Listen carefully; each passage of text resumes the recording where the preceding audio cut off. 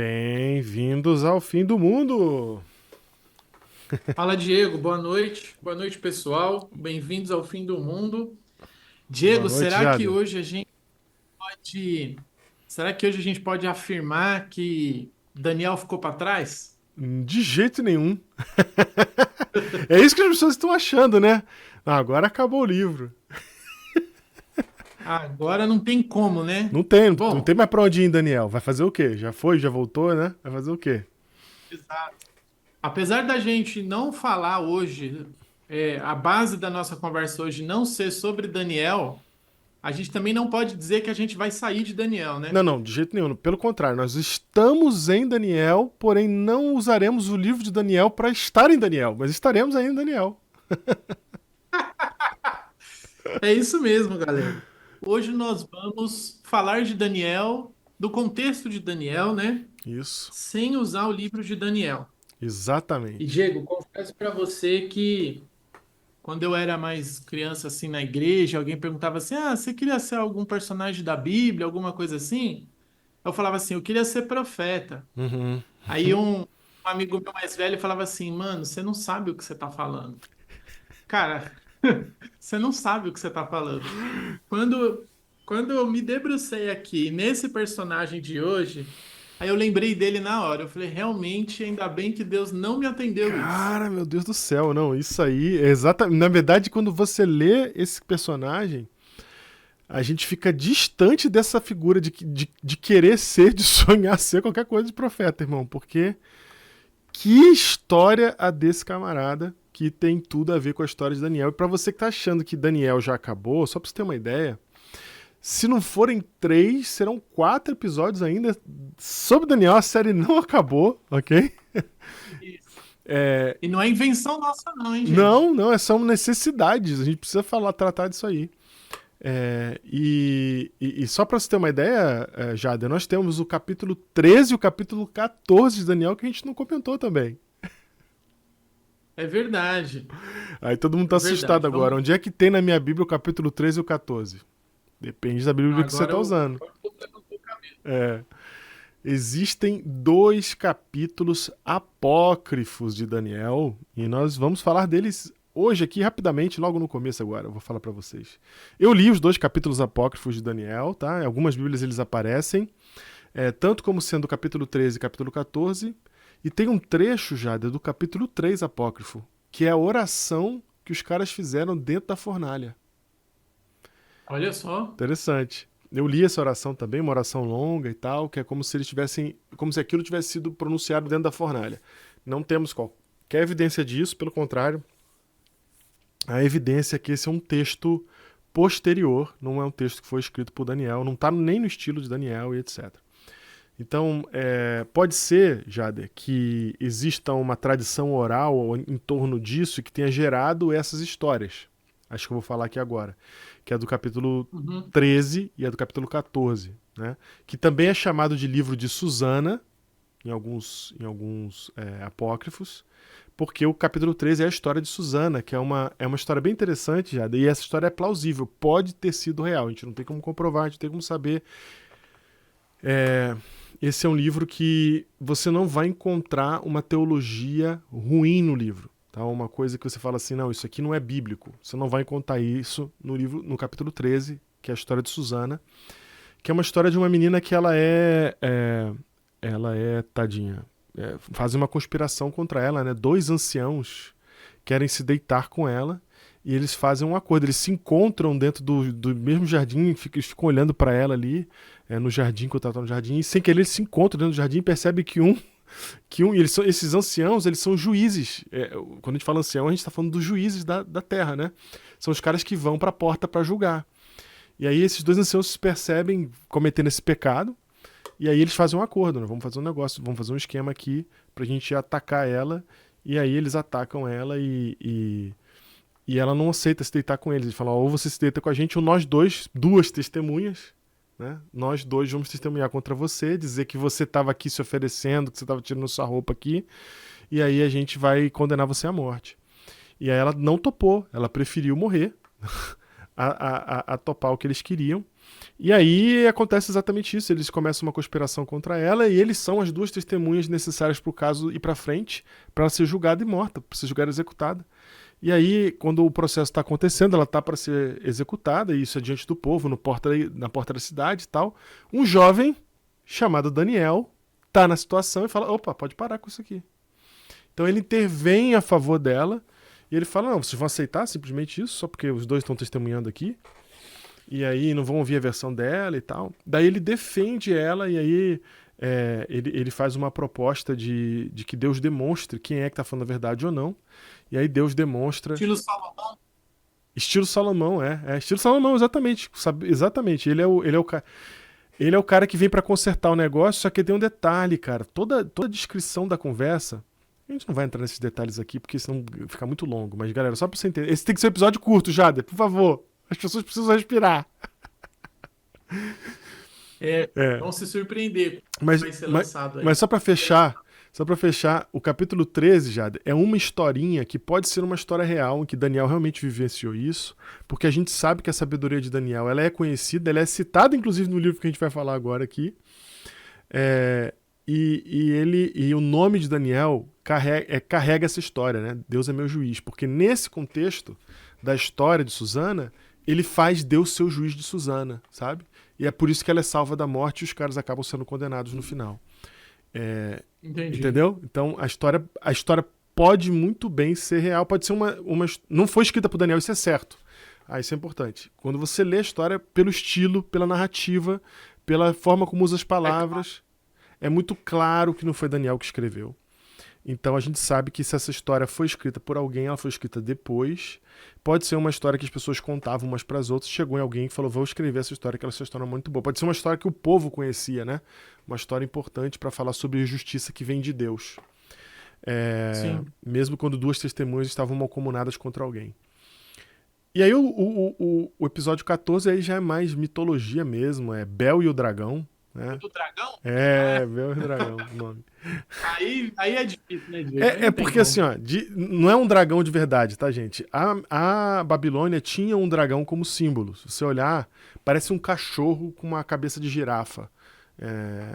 Não é aquela clássica com asa, não. É um bicho sem asa, é um cachorro com cabeça de girafa lá, que ele é uma mitologia de que ele era um animal do Marduk. Era do maior deus deles lá. E aí diz a lenda que em Babilônia tinha um bicho desse que ele era cuidado pelo reino. O reino cuidava desse bicho porque ele era um bicho importante, era um bicho sagrado, né? E aí Daniel faz uma porção lá pra matar o bicho, pra mostrar que ele não é Deus coisa nenhuma, que ele não é divindade coisa nenhuma, o bicho come e morre. Aí provou que aquilo não era real. E aí, tudo a ver com o restante que Daniel escreveu. Nada a ver, exatamente. É só uma lendinha escrita depois. Nossa. Beleza? Mas... Por isso que não vamos abordar esses dois capítulos aqui, por isso que pessoal. a gente não vai. Mas a gente vai deixar o registro para vocês de que, olhando aí outras bíblias, tem esse acréscimo aí em Daniel. Isso, se você tiver curiosidade de ler, vai lá ler que você vai ver, mas é isso aqui que a gente acabou de falar. Mas, Jader, ao contrário desses dois textos que não estão em Daniel, que são sobre Daniel, porém a chance de não serem verdadeiros é grande, pelo menos o 14 eu tenho certeza que não é, mas há outros livros orbitando Daniel, né? Mais do que imagina a nossa van filosofia, porque eu não sabia que era tanta coisa assim, até a gente começar a fazer o estudo.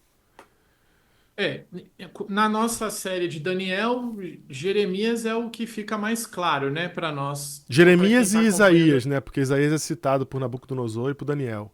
Então são os dois. Jeremias e Isaías. Uhum. Eu acho que eu lembro que eu citei também Esdras e Neemias, né? Sim. Quando a gente falou das medidas da estátua. Então vamos contar. Esdras e Neemias. 4. Nós temos, dentro de Esdras e Neemias, eles chamam Ageu e Zacarias para poder completar um cenário da reconstrução do templo. Ou seja, mesmo contexto, tá? Não tá falando de Daniel, mas tá no mesmo história, no mesmo contexto. Tá na mesma linha do tempo. Isso. No mesmo assim, mais do que na mesma linha do tempo, Jade, eu quero falar assim, que é a mesma geração, sabe? É o mesmo momento da história. Vamos lá, quem mais? Temos. Esther, Deixa eu que a gente ver. mencionou. Opa, Esther. Cara, Esther tem muitos paralelos e diferenças, sabia? Com Daniel. Uhum, A gente interessante. sempre lembra de Daniel como o cara que era, tipo assim, desafiador, né? Peitava a lei, orava para todo Uhum, mundo ver. uhum. Esther, ela age tudo ao contrário, né? Ela muda o nome dela, ela se camufla, ela Se esconde, ela não fala adapta. quem ela é, ela se adapta. É interessante. Tem Esther, ela tá vivendo, ela é um tipo de Daniel. Quem mais a gente Cara, tem? temos o Joel, né? Joel, Joel, Joel, Malaquias Malaquias. Se eu não me e engano, tá assim já, 8. Apocalipse, né, cara? Podemos ir para Apocalipse, Novo Testamento, Mateus, Marcos, Apocalipse. É, Mateus, Marcos. Marcos e Mateus, Jesus citando, e Apocalipse, com certeza, com um monte de conexão e citação, É, inclusive, de Daniel. isso. Apesar da gente citar esses livros, tem alguns livros que estão depois de Daniel. É sempre bom a gente salientar que um livro ele é escrito baseado no que já foi escrito, né? Hum, Então ele usa como base aquilo que foi escrito e ele expande. uhum, É por isso que quando a gente vai para Apocalipse, cara, a gente vê referência, nossa, da Bíblia inteira lá. uhum, uhum, Muita referência do Antigo Testamento, como a gente vai ver hoje, referências até de Gênesis, a gente tem referências em Apocalipse. uhum, Então, o mais saudável é quando a gente, por exemplo, for para Apocalipse, aí a gente volta para Daniel, uhum, porque Daniel que foi a base para Apocalipse, uhum. e não ao contrário, né? Sim, Apesar dos dois se complementarem. sim. O que você está dizendo é que, na verdade, a gente vai construindo um negócio, né? Deus está construindo a revelação e a gente vai usando os tijolos que já foram colocados antes, né? Então, você tem essa confirmação e você tem essa construção em cima daquilo que já existe. E aí, Jada, tem um livro que a gente não citou que é um dos mais importantes. Acho que assim, ó, Isaías e Jeremias para Daniel é super importante. Apocalipse para Conversa. Daniel é super importante. Apocalipse depende de Daniel, não é Daniel que depende de Apocalipse, não. É Apocalipse que depende de Daniel, beleza? Porém, cara, este terceiro livro que a gente vai falar aqui agora, ele é todo Daniel, cara. Ele é muito Daniel, pelo amor de Deus.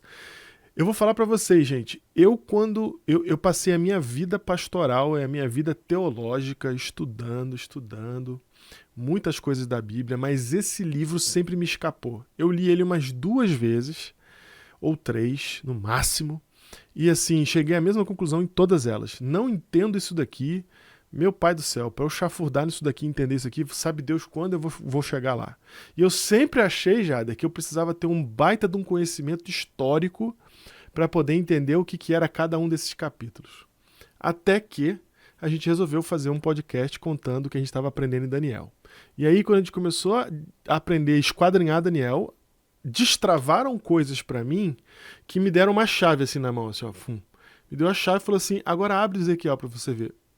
Jader, foi, cara, foi muito surreal.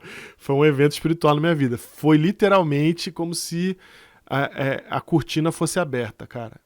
Quando eu abri o livro de Ezequiel com o olhar do que eu tinha aprendido em Daniel, eu entendi o livro inteiro verso a verso, cara. Foi um negócio de doido. Falei, como Glória a assim? Deus. Cara, o livro todo, verso, não tinha um verso que não chegasse que eu não conseguia resolver, porque a gente tinha estudado Daniel aqui nesse podcast, nessa conversa aqui, cara. Fantástico, Diego. Cara, Glória a Deus. E, Diego, eu tenho que dar um spoiler, né? Porque essa é a minha parte do. Eu sempre conto que vai vir para frente. vai. A gente ainda nem falou do propósito mais amplo dos livros da Bíblia. No caso nosso de Daniel, que é falar sobre salvação, como o livro apontando para Cristo, Perfeito. certo? Uhum. A gente ainda vai ter um episódio especial Sim, para falar sobre cristologia no livro de Daniel. vamos ter mesmo. Tá dando spoiler. E aí, E Ezequiel ele também vem forte nessa mesma linha. Cara, eles estavam vivos na mesma época, os dois conversaram, digamos assim, né? É, é. Estavam vivos junto com Jeremias Uhum. São e, os três cara, juntos, os Ezequiel. três juntos. É Jeremias, Ezequiel e Daniel. E eu não sabia Sim, disso, assim. Sabe quando você fica lá atrás? não dá muita bola. É. Aí quando eu acabei batendo em Ezequiel por causa de alguma palavra de Daniel que me chamou pra Ezequiel. Que eu falei, cara, deixa eu entender isso aqui, papapá. Aí eu falei, cara, é melhor eu ler esse livro, é melhor eu ler. Aí você. É aquele negócio pra você que tá estudando a Bíblia, quando você não entende uma coisinha, o ideal é você se afastar do texto e deixar ele crescer e você Isso. vê o que tá ao redor dele. Você ainda não entendeu? Aumenta mais, veja o que tá ao redor e aí você vai entender tudo que tá naquela coisinha ali. E aí eu falei, vou abrir o livro aqui, vou sair pra olhar atrás. E aí eu falei, pera um pouco, mano, isso aqui é no tempo de Daniel, mas assim, de um jeito que eu sempre achei que era, Muito diferente. eu sempre achei que era um pouco posterior, sabe? Não, velho, isso aqui acontece, gente, deixa eu explicar pra vocês, explicar pra vocês. Por isso que eu e o Jader tava empolgado e eu falei, Jader, não, a gente tem que estudar esse livro, cara, pelo amor de Deus. O Jader caiu chafurdando em cima. Gente, isso aqui acontece entre a segunda e a terceira invasão da Babilônia. A gente sabe que a terceira invasão da Babilônia é a invasão. É aquela que Nabucodonosor chega com Nabuzaradã no poder, que ele já sabe de tudo, ele já sabe que ele tá amando de Deus, ele já sabe que ele veio para fazer o juízo divino. E aí ele salva Jeremias, lembra dessa cena que a gente já ensinou para vocês aqui lá no começo? Cara, Ezequiel, ele fica dentro do povo. Então assim, quem fica com o povo, Jada, tem Jeremias e Ezequiel. Daniel é levado na primeira. Jeremias às vezes fica em Jerusalém um tempo, depois ele foi para Babilônia. Ezequiel ele foi para Babilônia um tempo, depois foi para o Egito, para os que fugiram para o Egito. Uhum, Então, Deus ele deixou um profeta para cada situação, né? Uns para os exilados, uhum, uns para os que ficaram uhum. e outros que fugiram para o Egito. Então, Deus tinha um profeta para cada um deles e eles conviviam entre eles ali dentro do mesmo contexto, do mesmo tempo. E, cara, é massa, né? Porque a perspectiva de Ezequiel pro exílio, cara, é fantástica. Nossa, cara. Ela é pesada, pesada. E aí, Jada, olha que interessante. O livro que foi guardado pra última audiência não é Daniel? Sim. Cara, aí tu lê Daniel e ele destrava Ezequiel. Pra gente hoje. Massa, Pra né? gente hoje. Porque vocês vão ver aqui Não, e ele que é pra deixa, hoje o texto de ele, Ezequiel. e ele deixa Ezequiel, Diego, contemporâneo. Porque, cara, É isso aí. você normalmente quer fazer uma mensagem tipo contemporânea, quer falar. Você não vai buscar Ezequiel de cara. Você não vai buscar Jeremias de cara. Entendeu? Normalmente a gente usa outros livros para fazer isso. Depois, engraçado você falar isso, porque depois de começar a estudar Jeremias, eu já fiz 2 sermões que eu comecei em Ezequiel pra falar do tempo de hoje. Aí, ó. Então, Daniel ele vem arrastando a Bíblia, né, cara? É. Ele começa a trazer tudo junto com ele. O conhecimento de Deus vai expandindo, né? Igual o Paulo fala, né? A largura, a altura, a profundidade. E Ezequiel hoje vai trazer novidades para nós, para o tempo em que a gente está vivendo. Exatamente. E só de você ver, Jader, que Daniel é orbitado por mais de 10 livros da Bíblia, também é outra coisa, né, cara? Muito impressionante. Ou seja, essa galera que tá orbitando tá ajudando a gente a entender. Então, assim, ó, eu quero entender o que aconteceu, qual que é o contexto pré a invasão, pré o fim do mundo dos judeus, né? Pré a invasão ali da Babilônia. Aí eu vejo Isaías. Aí, e quando chega o fim do fim? Quando chega a hora mesmo que o negócio vai acontecer? Aí você tem Jeremias e Ezequiel, que não só está no comecinho desse processo, como está no meio desse processo. Porque o Jeremias ele para no meio, no final. Na terceira invasão, Jeremias para. Ele some, ele acaba na terceira invasão. E aí Sim, você tem o Ezequiel continuando esse processo, que pega ali da segunda invasão até a terceira, né? Nesse atozinho de tempo ali dentro desse contexto de Daniel. Então, todo o ministério de Ezequiel ocorre dentro do tempo de vida de Ezequiel e dentro do mesmo contexto que Daniel estava envolvido. exato. Fantástico isso, cara. Cara. Então não tem como não ler, sabe? A gente falou, quando a gente percebeu isso, a gente falou, cara, não tem como não ler isso aqui. Isso aqui vai falar pra gente muito mais do que tá acontecendo no contexto, pra gente entender o próprio Daniel, pra gente entender o que tá acontecendo lá e tal. E aí veio a surpresa que a gente quer dividir com você, que é descobrir sobre o que é o livro de Ezequiel. Porque é surpreendente, porque é uma das maiores revelações bíblicas que há. Né? Na Bíblia a gente tem muitas revelações. A gente tem revelação sobre quem Deus é, sobre o que Deus vai fazer. A gente tem revelação sobre o que ele já fez. A gente tem muitas revelações que acontecem na Bíblia que são coisas que somente o céu pode falar pra gente e a gente aprendeu por meio da palavra de Deus. Mas o que o céu vai falar com a gente, Ezequiel, cara, é muito profundo, cara. É pesado, mas é profundo. Dá um insight pra gente muito interessante. Então vamos parar de falar, né, metalinguagem aqui, vamos para um texto. A gente vai começar Vou pegar aqui o capítulo 7 para começar, a não ser que você tenha algum verso antes que você queira mostrar, Jader. Você tem alguma coisa antes do 7? O verso que eu quero mostrar tá no 7, Diego. Eu também. Então assim, ó, por que a gente pegou um pedaço? Porque a gente quer dar uma demonstração para você do que é, não quer que isso aqui também fique muito longo. A gente quer dar uma demonstração para você entender o que é Ezequiel, e aí você depois vai com a chave na mão, Deus te abençoe, você vai entender tudo, tá bom? Se tiver dúvida, é facinho de resolver. Às vezes uma palavra ou outra assim que você tem que procurar um dicionário para entender o que é o lá e o blá, mas fora essas coisinhas bobas assim, você vai entender tudo, cara, com maior clareza. Vai mesmo. Vai, então vamos lá. E pessoal, Daniel, ele falava do contexto do exílio. E nós vamos mostrar aqui hoje que Ezequiel ele vai falar o contexto do exílio, mas da perspectiva de Deus. Como ele está fazendo isso? E a gente não vai abordar o livro inteiro de Ezequiel, tá bom? Esse é um episódio único que nós vamos fazer sobre Ezequiel, que nós achamos extremamente necessário apresentar também, como se Deus estivesse contando da versão dele a história, né? É isso. Daniel ele está contando da versão dele, agora Ezequiel vai mostrar como se Deus estivesse contando tudo que ele está vendo desde a decadência de Israel até o exílio e a libertação deles. Essa é a surpresa. Porque assim, ó, quando você tem um julgamento na terra, Jader, o juiz ele é obrigado a escrever a sua sentença e por que ele está fazendo a sentença. Então toda a justificativa do juiz está ali. Então você entende a cabeça do juiz, você sabe por que ele fez justiça da maneira como ele fez. Está na sentença, beleza? Então ela te dá entendimento sobre a justiça, entendimento sobre como o juiz entende a justiça, entendimento sobre como o juiz vê o mundo. Tudo isso você tem na sentença. Sim. Cara, Ezequiel é isso. Essa é a surpresa. Porque você ter o privilégio de olhar dentro da mente de Deus.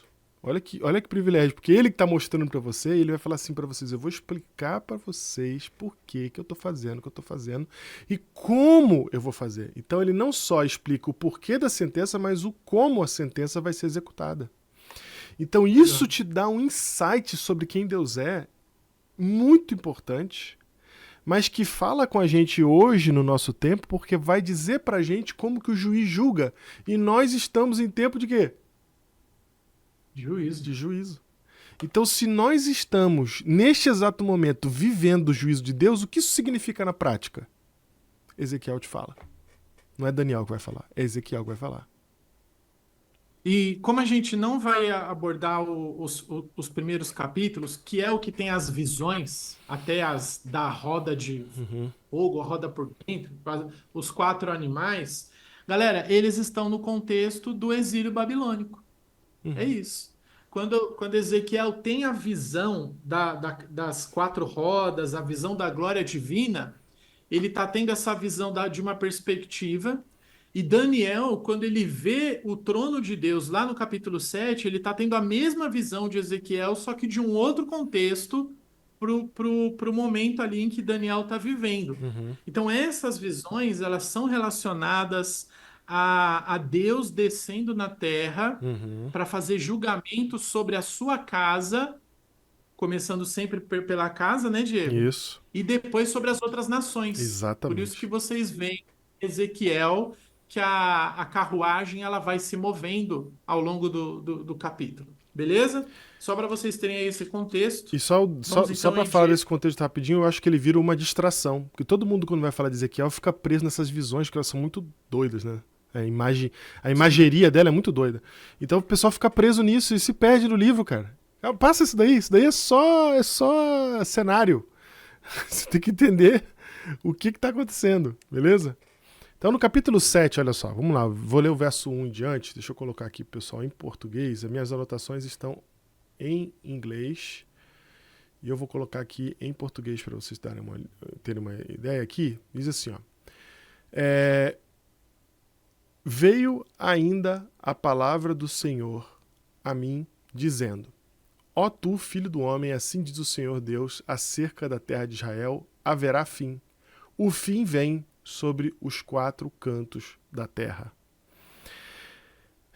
Eu gosto muito da versão que eu tenho em inglês aqui. Vou usar bastante essa versão em inglês, porque ela não tem tanta interpretação quanto a versão portuguesa. E ela tem alguns detalhes bem interessantes aqui que eu quero dividir com vocês. Por exemplo, ele não repete o tempo, a palavra fim no português. Na palavra em inglês, ele está repetindo a palavra fim. Então ele fala assim, ó. Sim. Um fim. Um fim, ele repete de novo. Ele fala assim, um fim, depois ele fala o fim, com artigo. Então olha que interessante. Um fim, o fim, chegou para os 4 cantos da terra. Então, para mim, cara, tá muito claro que Deus está aqui revelando pra gente como que o fim acontece. Ele está falando um fim, o fim chegou para os 4 cantos da terra. Então, em outras palavras, ele está falando assim, ó, o fim de vocês chegou. Esse é o juízo final de vocês. Não é o juízo final, mas esse é o juízo que vai vir sobre vocês. O fim está chegando para vocês aqui agora, certo? Mas ao mesmo tempo ele deixa essa um fim, né? Mas, Diego, você pode até aplicar para o contexto do juízo final, porque esse fim aí é o mesmo fim lá de Daniel 12. Segue o teu caminho até o fim, no tempo do fim vai se levantar Miguel. É a ideia de que assim, galera, depois disso aqui não tem outra coisa, não. Certo. Então, ele está fazendo uma referência a isso que você quer dizer, né? Isso, é que Deus ele vai realmente fazer juízo, sabe? Não é que depois disso vai ter outra oportunidade no sentido de que esse julgamento aí ele não vai ser definitivo para aquela geração. Perfeito. Aquela geração, exatamente. Isso mesmo. Aí, olha só, foi aqui que meus olhos começaram a abrir, Jader, porque quando eu vi isso aqui, aí ele repete pela 3ª vez também, que é importante, né? Quando ele repete pela 3ª vez aqui em inglês, é Now the end has come upon you. Então agora o fim chegou sobre você. Então o fim vai chegar sobre os 4 cantos da terra, o fim chegou sobre os 4 cantos da terra, o fim chegar sobre você. Então isso daqui é Deus descrevendo como que o fim acontece, certo? A gente sabe que vai ter uma grande tribulação no final, como nunca houve na história. Cara, por que essa grande tribulação acontece? É parte do juízo divino. E a gente vai entender isso agora. Tá? Então, parte do porquê a grande tribulação é terrível, você vai entender agora quando você começa a entender quando o fim está chegando. Beleza? Aí, isso foi no verso 3 que eu acabei de ler. Né? Agora vem o fim sobre ti. Enviarei sobre ti a minha ira e te julgarei segundo os teus caminhos. Olha aí. Português, hein? Enviarei sobre ti a minha ira e te julgarei segundo os teus caminhos.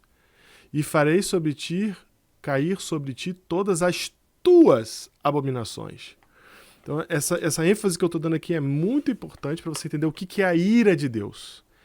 Farei cair sobre ti a minha ira. O que é a ira de Deus? É deixar que os nossos caminhos cheguem ao fim. É dar a gente o resultado dos nossos caminhos. É devolver pra gente as nossas abominações. Se a gente planta abominação, a gente vai colher abominação. Então, é aquilo que a gente explicou para vocês do que é juízo de Deus até aqui, né? E por que a gente está vivendo um tempo estranho no mundo hoje? Porque nós estamos no período de juízo em que Deus vai deixar a gente colher o que a gente plantou. As nossas abominações, ele vai deixar com que a gente veja o final dos nossos caminhos. Então a gente está vendo o final dos nossos caminhos em todas as instituições humanas hoje, da igreja ao capitalismo, da democracia até o que você quiser chamar de anarquia, o que você quiser, que o homem inventou. Qualquer ideia que o homem inventou, neste exato momento, elas estão sendo colocadas à prova e você está vendo, no final das contas, que elas não funcionam. Tudo, tá? Inclusive a igreja. Beleza? Então... Isso mesmo. Era esse gatilho aí que eu queria acionar. Então, por favor, atire. Vamos ler também, põe no verso 27, só para aproveitar o tema, que essa ideia, eu acho ela muito fantástica quando você trouxe isso de que Deus faz justiça quando ele dá aquilo que a gente merece. Uhum, E Ezequiel, Diego, ele bate nessa tecla nas sessões do livro dele. No 7:27, ele fala assim: O rei se lamentará e o príncipe se vestirá de horror, e as mãos do povo da terra tremerão de medo, segundo o seu caminho lhes farei, e com os uhum. seus próprios juízos os julgarei, e saberão que eu sou o Senhor. Isso. E eu quero também que você vá no 18:30, por favor. No capítulo 18, verso 30. É, Peraí, que tu já vai sair do 7 então. Peraí, que eu já preciso. vou. Peraí, então segura aí. Vamos pro 18:30. Vamos para o Eu vou voltar no 7 ainda, que 18:30. ainda tem uns negocinhos no 7 que eu preciso tratar. Não, a gente vai Então, voltar. É que eu beleza. só queria aproveitar esse, Diz- esse gancho. Do tema, né? 18:30. Tô aqui na É. tela. Portanto, eu vos julgarei, cada um segundo os seus caminhos, ó casa de Israel, diz o Senhor. Convertei-vos e desviai-vos de todas as suas transgressões, e a iniquidade não vos servirá de tropeço. Cara, eu acho isso uma novidade Muito bom, cara. fantástica na minha vida, na minha jornada espiritual. A gente sempre ouve que Deus vai fazer o julgamento, mas, cara, eu nunca me atentei que ele vai fazer o julgamento baseado nos meus caminhos, nas minhas escolhas, que a gente fala que ele vai julgar segundo a justiça dele, segundo a reta justiça Uhum, dele. uhum, uhum. Então, aqui, cara, Deus, ele vai. Gente, o livro de Ezequiel, ele tem uma linguagem pesada, as encenações de Ezequiel são Pesadas, pesadas. pesadas. Vão ler várias vezes Deus falando que ele fez isso.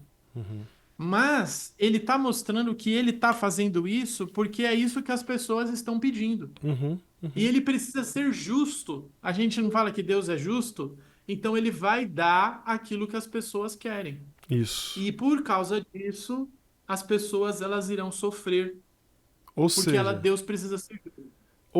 sou eu quem tropeço na minha iniquidade.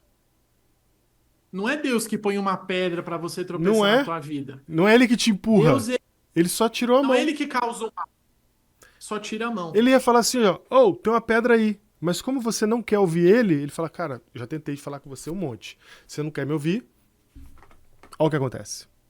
Entendeu? Então a No gente tempo tropeça na nossa iniquidade. na nossa iniquidade.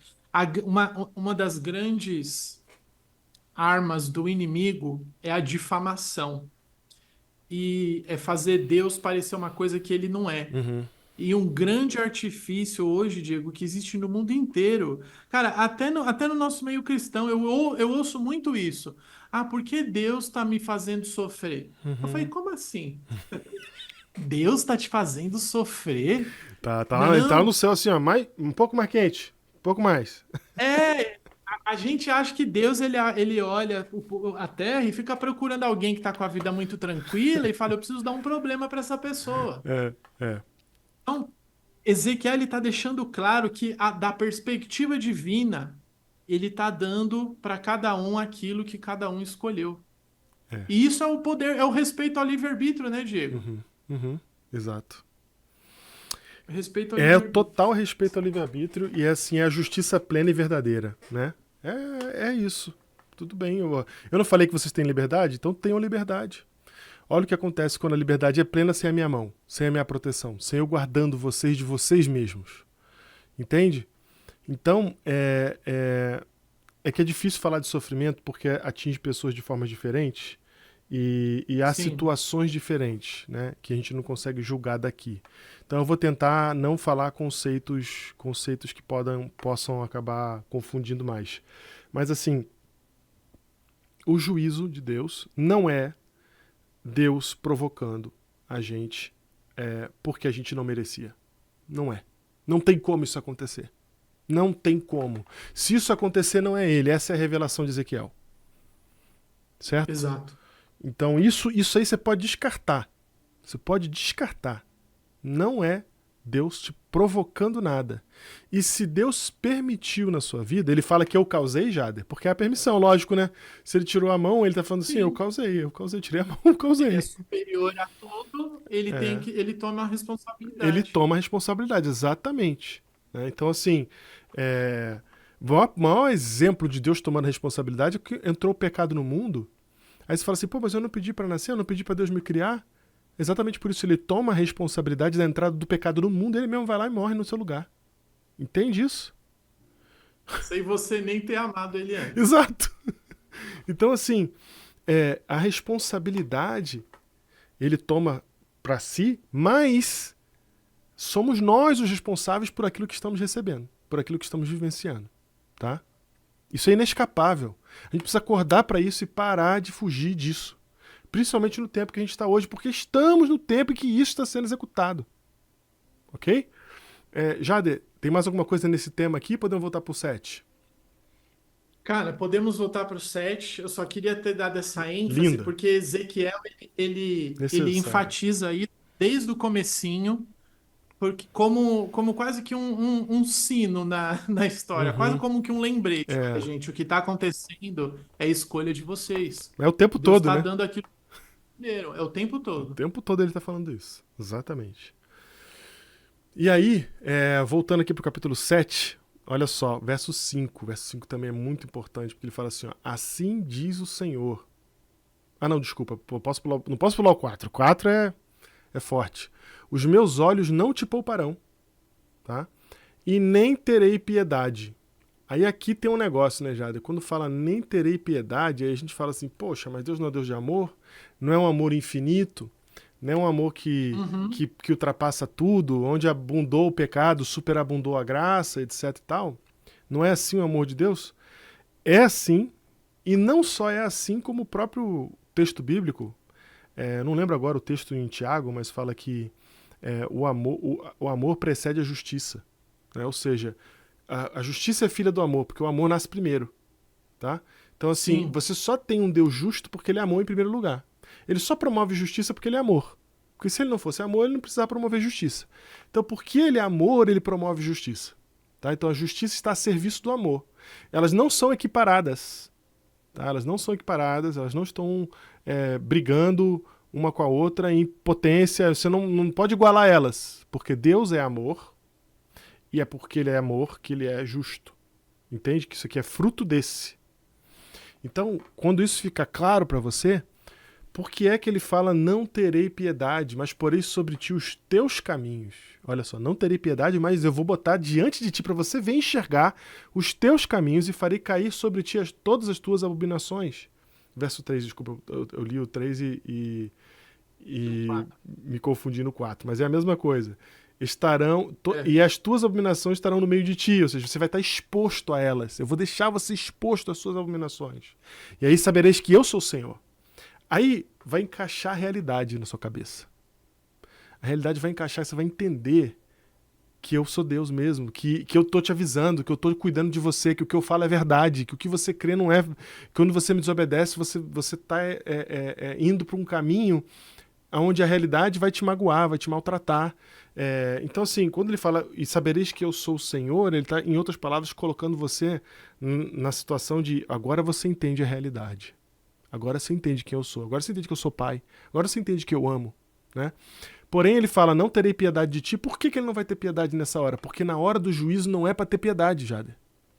Se você tentar corrigir a rota de alguém, né? Agora vamos falar de uma criança, de um filho que você está educando. Se você tentar corrigir a rota dele, porque ele está errado, ele fez uma coisa que ele não pode fazer. Ele bateu no coleguinha, ele xingou no coleguinha, um coleguinha, sei lá, ele fez uma coisa ruim, uma coisa má, que você precisa corrigir. Se no meio da correção você cancelar a correção, ou você falar, ah, não, tudo bem, não é, e você amenizar, e você tiver piedade e não cumprir a justiça, o recado não vai ser Perde a dado. moral. O recado não vai ser dado, ele não vai entender a realidade. Você estraga a realidade. Inclusive, a gente chama crianças assim, mimadas, a gente chama de spoiled. Em inglês quer dizer estragadas. O leite, quando estraga, isso fica spoiled. Então você estragou um ser humano quando você tirou da justiça a justiça e jogou um pouco de piedade. Então, quando Deus fala assim, quando eu vou fazer justiça, vai ser sem mistura. E a criança passa a ver a mãe e o pai como fraco, digo, porque eles não fazem o que eles Em outras falaram. palavras, perde a noção de quem é o pai e a mãe, que o ama tanto. Perde a noção de quem é o seu originador. Entende isso? Então, não é para ter piedade no meio da justiça mesmo. Eu bem que gostaria. Vocês acham que eu não passo pela justiça de Deus na minha vida? O tempo todo. Tô passando agora. E aí você acha que eu não quero que ele tenha piedade de mim? É lógico que eu quero. Só que eu já entendi que se ele não fizer o processo até o final, vai me estragar. Então tem que ir até o final mesmo. Hoje, Até para que eu possa ver os meus caminhos. você que é pai e com ela pequenininha, é tão difícil repreender, né? Eu achei que E não ia você, ser. Porque eu sou um cara durão, achei que não ia ser. Mas, nossa, é difícil demais, cara. É difícil demais. você sabe que tem que ser feito isso pro bem dela e pro teu próprio bem também. Uhum. Porque É? imagina quando se cresce sem nenhum limite, o que que ela vai fazer com você, né? Exato. O que que uma criança hoje aí crescendo sem nenhum limite, é o que ela tá fazendo hoje com os Não, pais? e não é só responsabilidade no sentido do que ela vai fazer comigo, mas é o que eu tô trazendo pro mundo, que eu vou criar um monstro. Vai ser um monstro, eu vou trazer um mal pro mundo. Vai fazer mal pra outras pessoas. Vai ter casamento ruim, vai ter filhos que vão ser intoxicados, maltratados. Então, assim, tudo dá errado quando você tenta misturar na hora. Em outras palavras, Deus está falando assim: ó, agora é hora de juízo, e na hora de juízo só vai ter juízo, querido. Porque é assim que funciona. Hora de piedade foi até aqui, né? Dei bastante piedade para vocês. Realmente fui muito amoroso, aceitou muita coisa. Se você vê no livro de Ezequiel o que Deus aceitou, irmão, demorou para ele arrebentar tudo. Demorou, tá? Para ele deixar a coisa acontecer. Então, quando ele fala sem piedade, não é porque ele perdeu o seu amor, não. Pelo contrário, é porque ele é amor, que ele tem que deixar o processo correr como tem que correr. Então isso mexeu muito comigo quando eu cheguei nessa parte aqui, eu fiquei refletindo sobre essas coisas e por isso eu queria dividir isso com vocês. E aí no verso 5, ele fala assim diz o Senhor, mal após mal, eis que vem. Novamente, prefiro a tradução em inglês, que diz assim, novamente, nesse caso, a em inglês ela tá mais literal com o número de palavras que aparece, né? Que aqui aparece a palavra desastre 2 vezes. E aí ele troca a palavra mal por desastre e põe mal após mal. Só que o jeito que tá aqui tá bem legal, tá assim, ó. Um desastre. Um singular desastre. Olhe, ele está vindo. Ele chegou. Olhe, ele chegou. E aqui o ele chegou tá falando do tempo do fim. Porque no verso 6, ele fala de novo, um fim chegou, o fim chegou. Então, o que me saltou os olhos aqui, Jader? É Deus explicando que durante o processo do fim e durante o processo de juízo, desastres singulares são formas da gente perceber que estamos em tempo de juízo. E de que o Senhor ele se manifesta na história para defender o nome dele. Exato. Então, a frase aqui em inglês é muito legal, que fala assim, ó, amanheceu em você, o final amanheceu em você, chegou para você, amanheceu para você o final, né? Quando você vê um desastre singular. E aí quando eu li isso aqui, eu falei, meu pai, porque assim, a gente já viu quantos desastres singulares durante esse período de 1844 para cá, Jada? Em absolutamente todos eles. Em absolutamente todos eles, a humanidade repetiu a mesma coisa. Estamos no tempo do fim. É tão repetido isso que muita gente agora nem acredita mais que Jesus vai voltar, porque fala assim, a gente já viu isso tantas vezes. Ô Filho de Deus... Já viu tantos desastres, né, Diego, também? Filho de Deus, presta atenção. Essa sensação que se gera em nós, ela foi gerada de propósito por Deus para você e a sua geração ter consciência de que a gente está nesse tempo. Não é para o contrário, você pensar assim, então vai acontecer de novo. Ih, vai acontecer de novo. Acorda para a vida, porque a Bíblia está dizendo para você, quando tem um desastre singular que mexe com a nossa geração, que mexe com a gente, que a gente olha um pro lado, do outro pro outro e fala assim, cara, tá acontecendo alguma coisa estranha, é Deus avisando que estamos em tempo de juízo. O fim chegou. Então, assim, Jade, É teve. é o famoso vigiar e orar de Jesus lá em Mateus 24. Exatamente. Então, Jade, assim, ó, se você olhar desde 1844 para cá, todas as coisas que mudaram na humanidade, né, cara? Não só o fato de a gente ter a Primeira Guerra Mundial, da gente ter tido a grande. Eu sempre esqueço o nome disso em Depressão. inglês, né? Em português. A quebra da Bolsa de Nova York em 1930, que é a Grande Depressão. É, a gente ter tido bomba atômica na Segunda Guerra Mundial, a gente ter tido o Holocausto. Cara, Pandemia é o Holocausto. moderna. Pandemia lá no século XIX ali, no final do século, desculpa, no começo do século XX tivemos Peste. pandemia, depois tivemos pandemia agora de novo e dessa vez global, um negócio que aterrorizou o mundo todo e tal. Cara, você lembra? O pessoal tá esquecendo, a gente ficou em casa, galera, trancado em casa. Era bizarro, Sim. bizarro, o mundo todo assim, ó. Cara, ninguém vende nada, ninguém compra nada. Empresas inteiras tendo que entrar em hibernação. Imagina as empresas de cruzeiro entrando em hibernação durante o processo. Não tinha o que fazer. Então, assim, você vê grandes companhias de mãos atadas e, cara, o que aconteceu no mundo? Todas. Aí lembra do Maremoto em 2005? Quão terrível ele foi, como ele chamou a atenção. Hoje a gente já nem liga mais, já passou. Já nem liga. 11 de setembro, brother. Então, assim, a gente olha para essas coisas e a gente. Aí sempre tem os profetas histéricos. Cada vez que acontece um evento desse. Agora é esse. Esse é o Esse é o último. último. Esse é o último. É. Não estamos E fazendo esse isso. não é o, É. esse não é o propósito. Esse nunca foi o propósito desses sinais, pessoal. Nunca foi. Olha o tom que a gente está dando aqui no começo. Deus vai julgar você segundo os teus caminhos. No caso de Israel, a idolatria tomou tanta conta tanto que Deus precisou de um desastre singular na história da humanidade para despertar a consciência que foi tão cauterizada Uhum. que somente uma coisa que ninguém nunca viu para a pessoa abrir o olho e falar: calma aí, Uhum. qual que é o caminho que eu estou seguindo na minha vida? A gente vê uma guerra, né? Bomba atômica, a pandemia, se fala, opa, qual é o meu caminho? Como está o meu relacionamento com as pessoas? Como está o meu relacionamento com Cristo? Como eu estou me relacionando com as coisas? Eu estou amando as coisas e usando as pessoas? Ou eu estou amando as pessoas e usando as coisas? É para isso que esses eventos acontecem.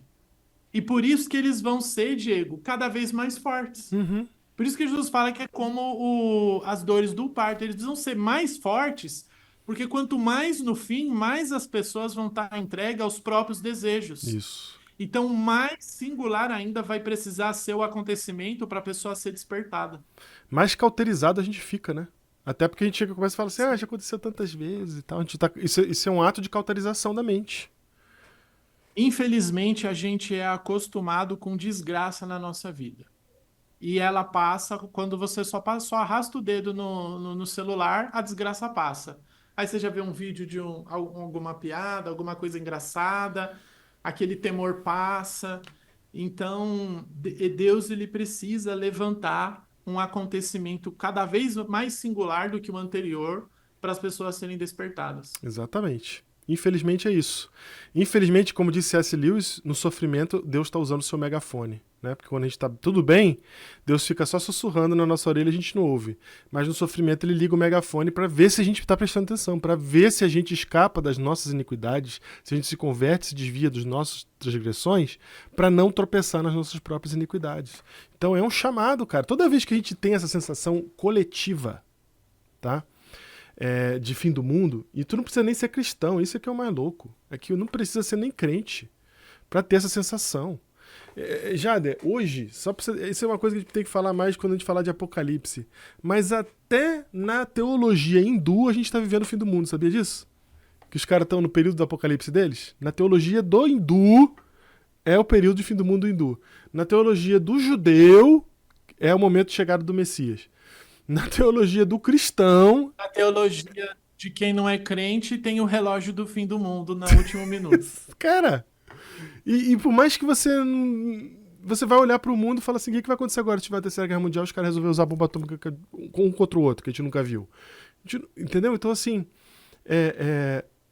tá todo mundo sentindo esse clima. Quando isso acontece, presta atenção, é Deus falando com a humanidade.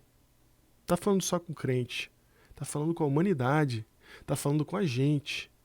Esses não são... Não, vai acontecer mais, como o Jader falou, e pior, tá? Não é para achar que Jesus vai voltar na próxima, porque não é baseado em evento que Jesus volta. Quando ele falou para você prestar atenção nos sinais, não é baseado em evento de sinal. Porém, esses desastres, eles vêm para anunciar que o fim chegou. Foi assim para a Babilônia, para Jerusalém, no período da Babilônia, e vai ser assim para nós. Está sendo assim para nós, né? Eu lembro que... E sabe o que me chamou a atenção sobre o maremoto? Foram dois ou três eventos que aconteceram em sequência. Na época eu estava gravando o Biblecast, eu até cheguei a comentar. É que em 2 anos consecutivos, ou 3, eu não lembro, eu sei que o maremoto foi a inauguração. A gente teve notícias que estragaram o ano novo. Eu achei muito interessante isso, cara. Eu falei assim, cara... Uma foi no Natal, né? O maremoto foi no Natal, se eu não me engano. Estragou o Natal. Aí você fala... Cara, morreu gente pra caramba num evento natural que na época causou uma grande comoção. E foi bem no Natal, né? Que é o nosso momento de comemoração.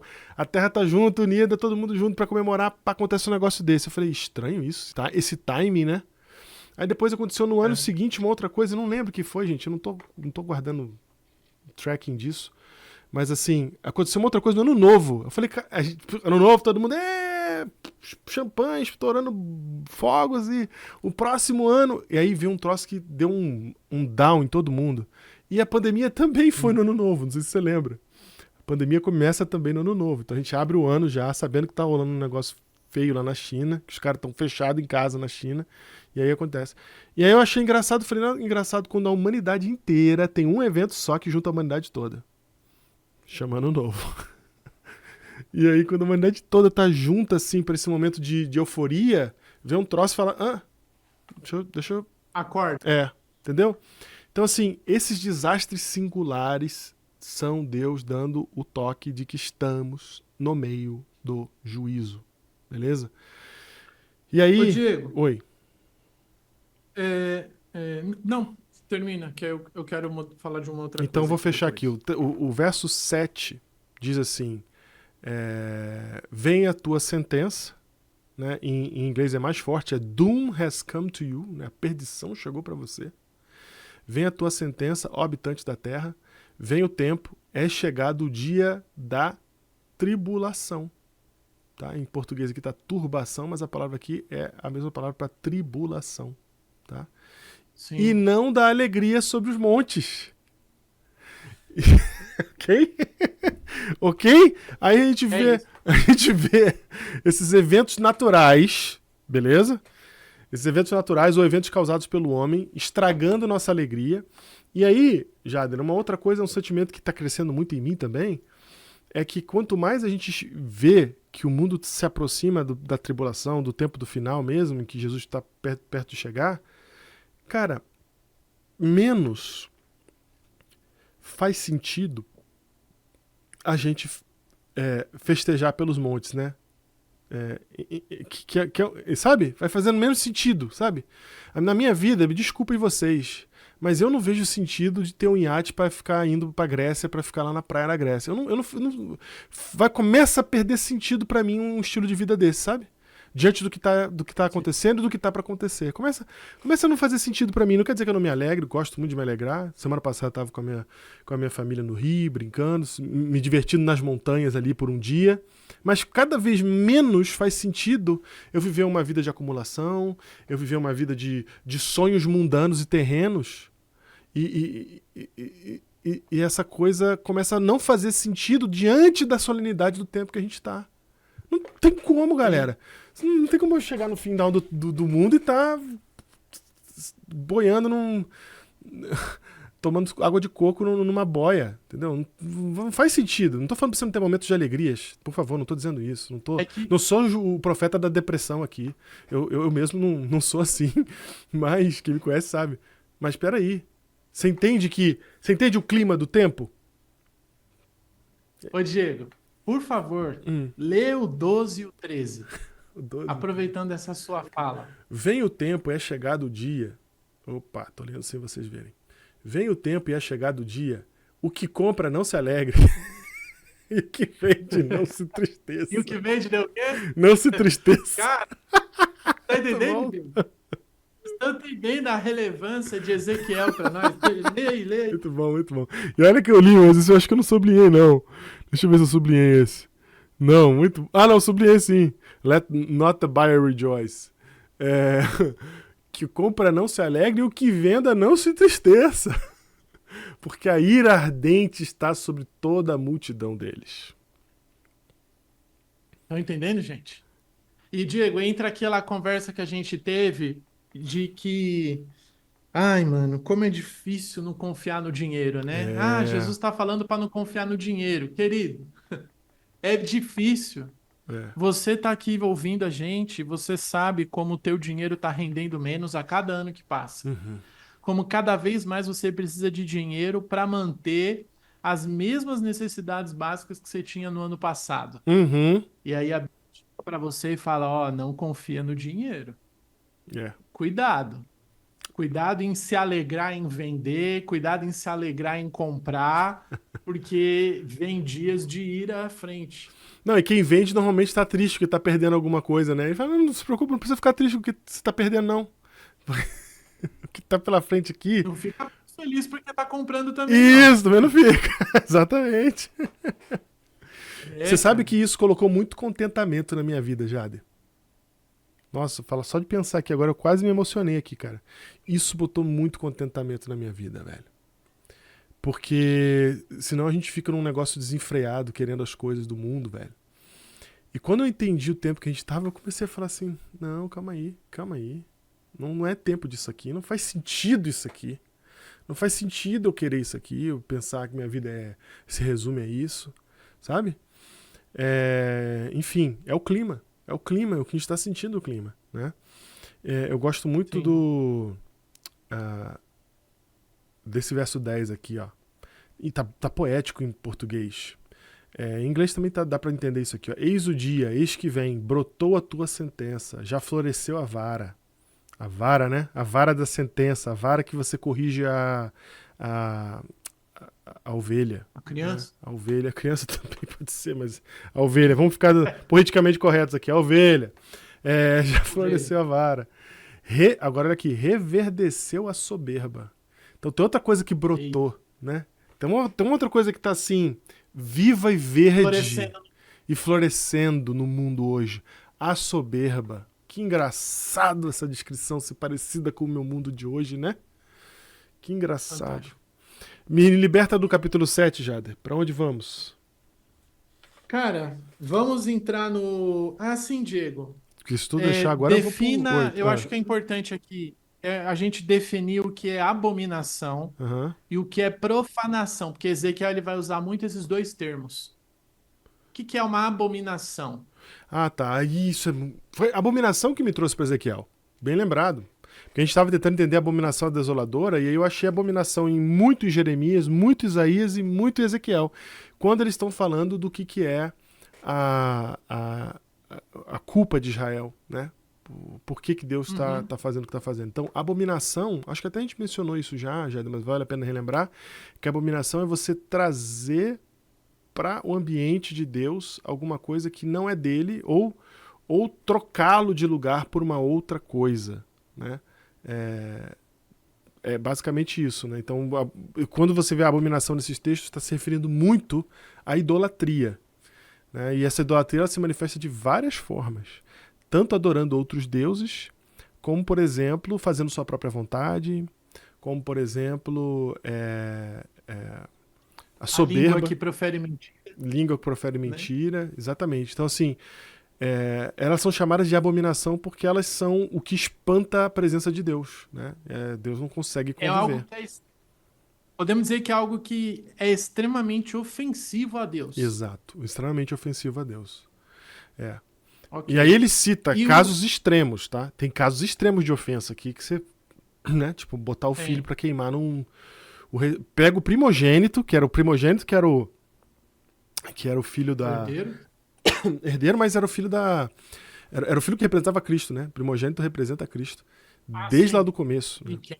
Então, o primogênito que era mais, é o que fazia a liga das famílias ali, né? E aí o primogênito era o que era sacrificado. Então, assim, os caras chegaram nesse ponto. E outras coisas mais. E faziam isso. E Ezequiel falou um negócio que eu fiquei absurdado. Vocês fazem isso e depois vendem no meu templo. Os caras queriam, sabe? Não, faz para um Deus e faz para o outro também. Era um negócio, irmão. Então, esses são os casos extremos. A gente olha para isso e fala assim: não, isso não é comigo. É claro que é contigo. Quando você coloca a sua confiança em outra coisa que não é Deus. Quando você coloca Eu, eu, seu sacrifício e sua eu, vida sua temperança, sua energia e seu tempo em outra coisa que não é Deus. eu vi o Ty Gibson falando num Shorts Hum, hoje. opa. Ele falou assim: intelectualmente nós cremos em Deus, aceitamos Deus. Uhum. Mas quando a gente vai para experimentar Deus, quando a gente vai viver Deus, aí a gente se torna um completo ateu. Caraca, muito Sabe? bom. No papel tá tudo certinho, né? Você Uhum. tá lá o teu nome no registro, mas, cara, na hora de você vivenciar aquilo que você crê, aí você é um completo estranho para Deus. Isso para Deus é uma abominação. Sim. Sim. E, o, Perfeito. e, Na e prática. profanação, Diego? Profanação é falar mal de Deus, né? A abominação, ela tá mais próxima da blasfêmia do que a profanação, né? Não, não, perdão. Eu confundi com difamação. Profan... Confundi com difamação. Profanar. Profanar, no caso, é fazer o nome dele, de Deus, ser mal falado, né? Ou seja, é representar mal a Deus, né? É É colocar. desdém Pode pelas ser, coisas sagradas? pode ser. É quando você. Porque assim, eles estão com Deus, mas olha como é que eles são. Pronto, profanou o nome de Deus, sabe? Sim.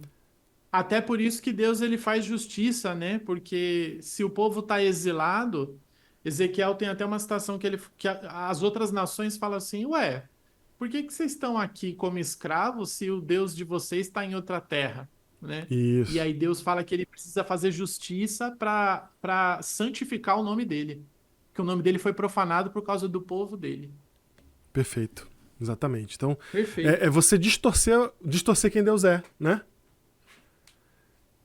Você perfeito. distorce quem Deus é pela Vamos. sua atitude. Né? Os caras estão comigo, mas olha aí. É o que acontece hoje no. O quanto que Deus não está sendo profanado hoje pelo cristianismo, né? Meu Deus. E, na verdade, os únicos que podem difamar Deus é aqueles que se dizem seguidores de Exato, Deus, né? exatamente. O ateu, aquele que não tem temor de Deus, ele não tem nada a ver com isso, É, né? é. Ele não tem nada a ver com isso. Diego, vamos para o texto da minha imagem? Vamos. O texto da sua imagem. Ok. Onde que é que tá?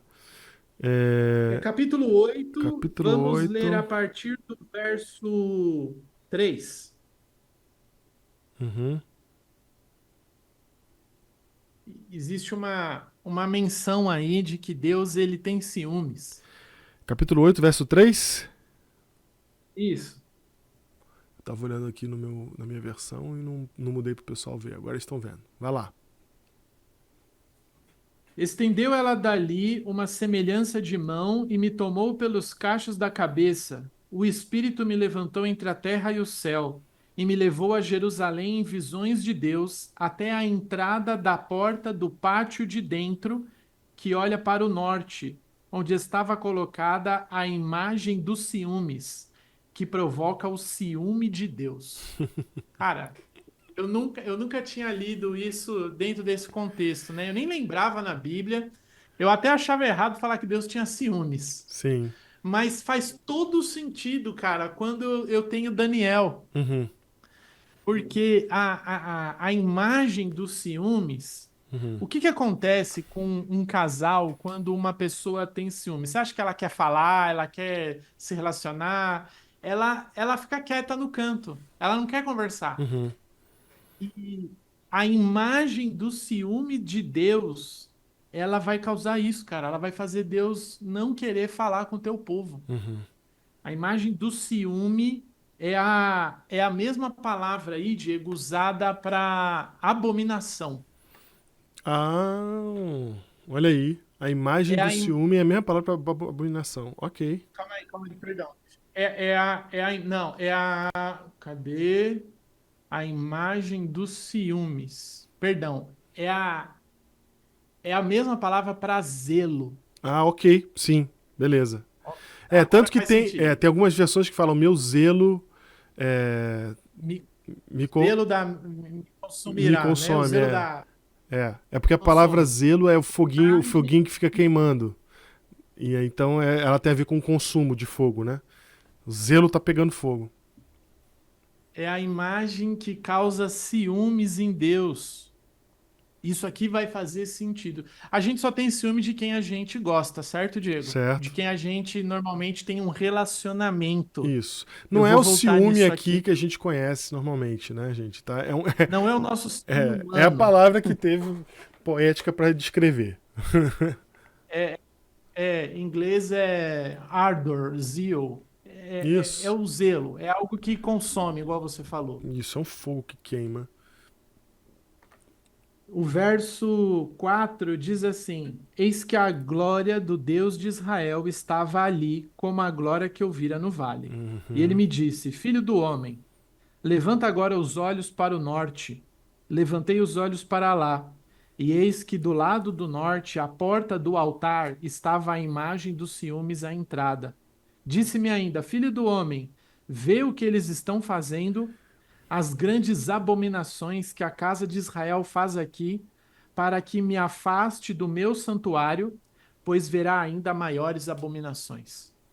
Então ele tá tendo uma Ele me visão, levantou, pegou ele pelo cabelo, né?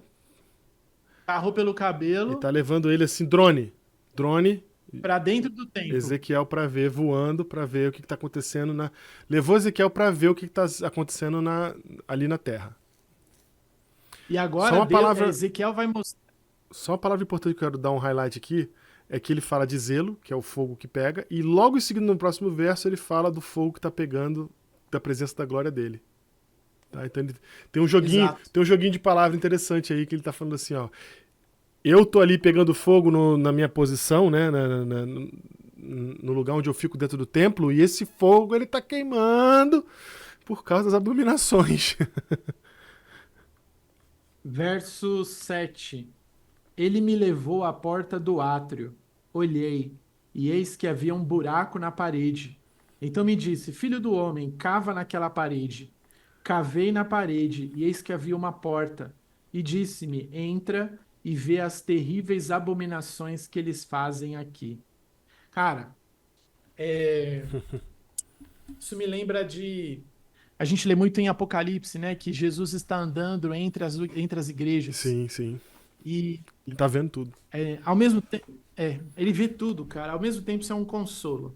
Porque a gente também tem ciúmes, não tem jeito. Uhum, A gente também quer fazer a justiça, né? Às vezes a gente tem até a sensação que você fala, será que Deus está vendo isso mesmo? uhum. Que é inclusive o que sai da boca dos anciãos aqui que estão adorando outros deuses dentro da casa de Deus. Uhum. Isso é muita ousadia. Tem que ter tem que ter abandonado o temor de Deus completamente para você adorar um ídolo dentro da casa de Deus. É. Foi assim que eu entendi também, que tinha alguma coisa que eles colocaram ali que era um absurdo muito grande. É, e esse capítulo ele vai mostrar esses absurdos para ele, né? O nível Sim. que chegou o povo. E assim, é coisa que, que, que a gente não consegue nem imaginar que eles iriam tão longe, né? Mas a gente vai. É aí que tá. A gente não imagina, mas a gente vai. Olha o mundo hoje, olha onde a gente está hoje, né? Quando É, Deus fala que ele vai julgar eles segundo os caminhos, que ele vai entregar eles aos caminhos deles, isso aqui é um resultado disso, sim. né? Não é do dia para a noite que alguém pratica uma abominação contra Deus. Uhum. No verso 12 fala assim: Então me disse: Viste, filho do homem, o que os anciãos da casa de Israel fazem nas trevas, cada um nas suas câmaras pintadas de imagens? Pois dizem: O Senhor não nos vê, o Senhor abandonou a terra. Disse-me ainda: Tornará a haver maiores abominações que eles estão fazendo. Cara, Ezequiel, ele chama uma citação de 2 Reis 23, se eu não me engano. Lá, o, o livro descreve exatamente o que eles estavam fazendo. Dentre umas, eles construíram uma casa de culto pagão, de meretrizes dentro da casa de Deus, cara. Elas faziam tendas para os ídolos, as profetisas de cultos, né? Aham. Cara, como que um ser humano pode ir tão longe assim, Diego? Alguém que trabalhava diretamente no serviço do santuário, via o sacrifício do cordeiro, o que ele representava, e agora tá pisando em tudo, sabe? Trazendo abominação para dentro da casa de Deus. Deixa eu ver. Dentro do cristianismo hoje, a gente tem sacerdotes que mentem para lucrar. A gente tem sacerdotes vendendo uma teologia que não é bíblica, para enganar as pessoas, para elas acharem que Deus é um Deus que vai dar lucro para elas. A gente tem hoje dentro de igrejas pessoas que eram para ser santas e que pregam se corrompendo sexualmente com até menores, quando não em outras situações, até dentro de igrejas, sabe? Cara, essas bizarrices que talvez num contexto que a gente vai lendo assim, de falar, isso aqui, cara, é muito louco. Cara, isso está, tipo, proliferado e espalhado sobre a terra do mundo, cara, hoje em dia, né? Então, do mesmo jeito que a gente olha para alguns casos e condena e fala, olha lá, olha o que o pastor fez, olha o que a pastora fez, né? Cara, no Brasil a gente tem o caso da pastora, né, cara? No Brasil a gente tem o caso da pastora que fazia orgia, o caramba. Aí você fala, cara, mas como é que pode isso ser possível? Mas isso já é muito tempo que é possível, cara. Acontece assim há muito tempo. A gente está em nome de Deus fazendo essas coisas. No nome de Jesus, cara. A gente está trazendo essas coisas à luz na presença dele, por falta de respeito pelo que está escrito aí, Jader. Está escrito assim, ó. Eles... Como é que tá aqui, ó? O Senhor não nos vê. Isso aqui é descrença. Isso. O Senhor não nos O vê Senhor abandonou. é descrença. E o Senhor abandonou a terra. Então, assim... São duas coisas que estão acontecendo aqui. Eu não acredito que Deus vai tomar providência. Eu não acredito que Deus está nem olhando. Eu não sei nem se tem Deus, tá? Quem manda aqui sou eu, né? Sou eu que mando aqui. Deus abandonou. Se ele um dia esteve aqui, ele já não está mais aqui mais.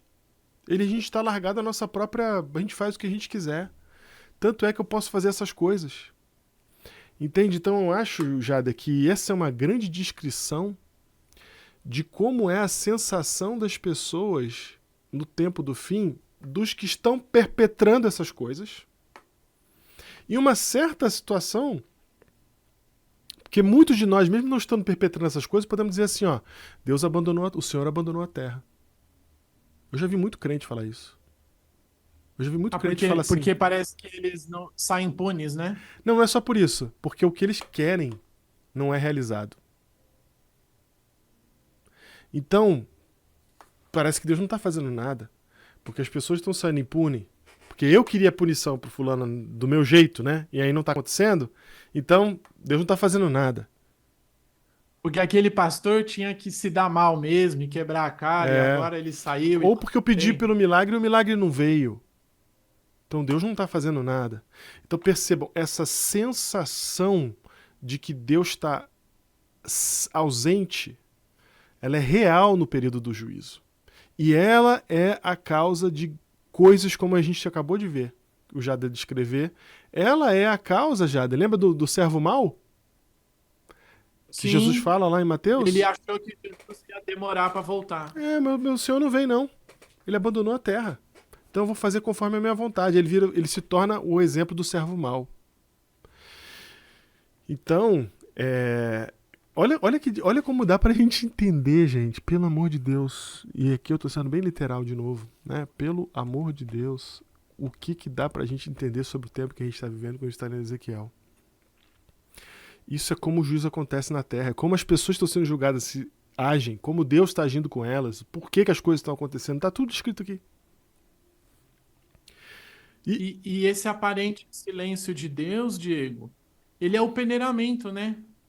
Sim, é. Porque o servo mau, Tirou a mão. ele era bom no começo. Uhum.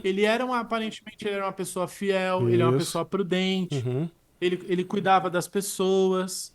Aí, quando Deus foi, é, demorou, né? Ele achou, né, Ele que Deus achou. estava demorando. É. Ele cansou de ser aquilo que as aparências não se sustentam por muito tempo, Diego. É.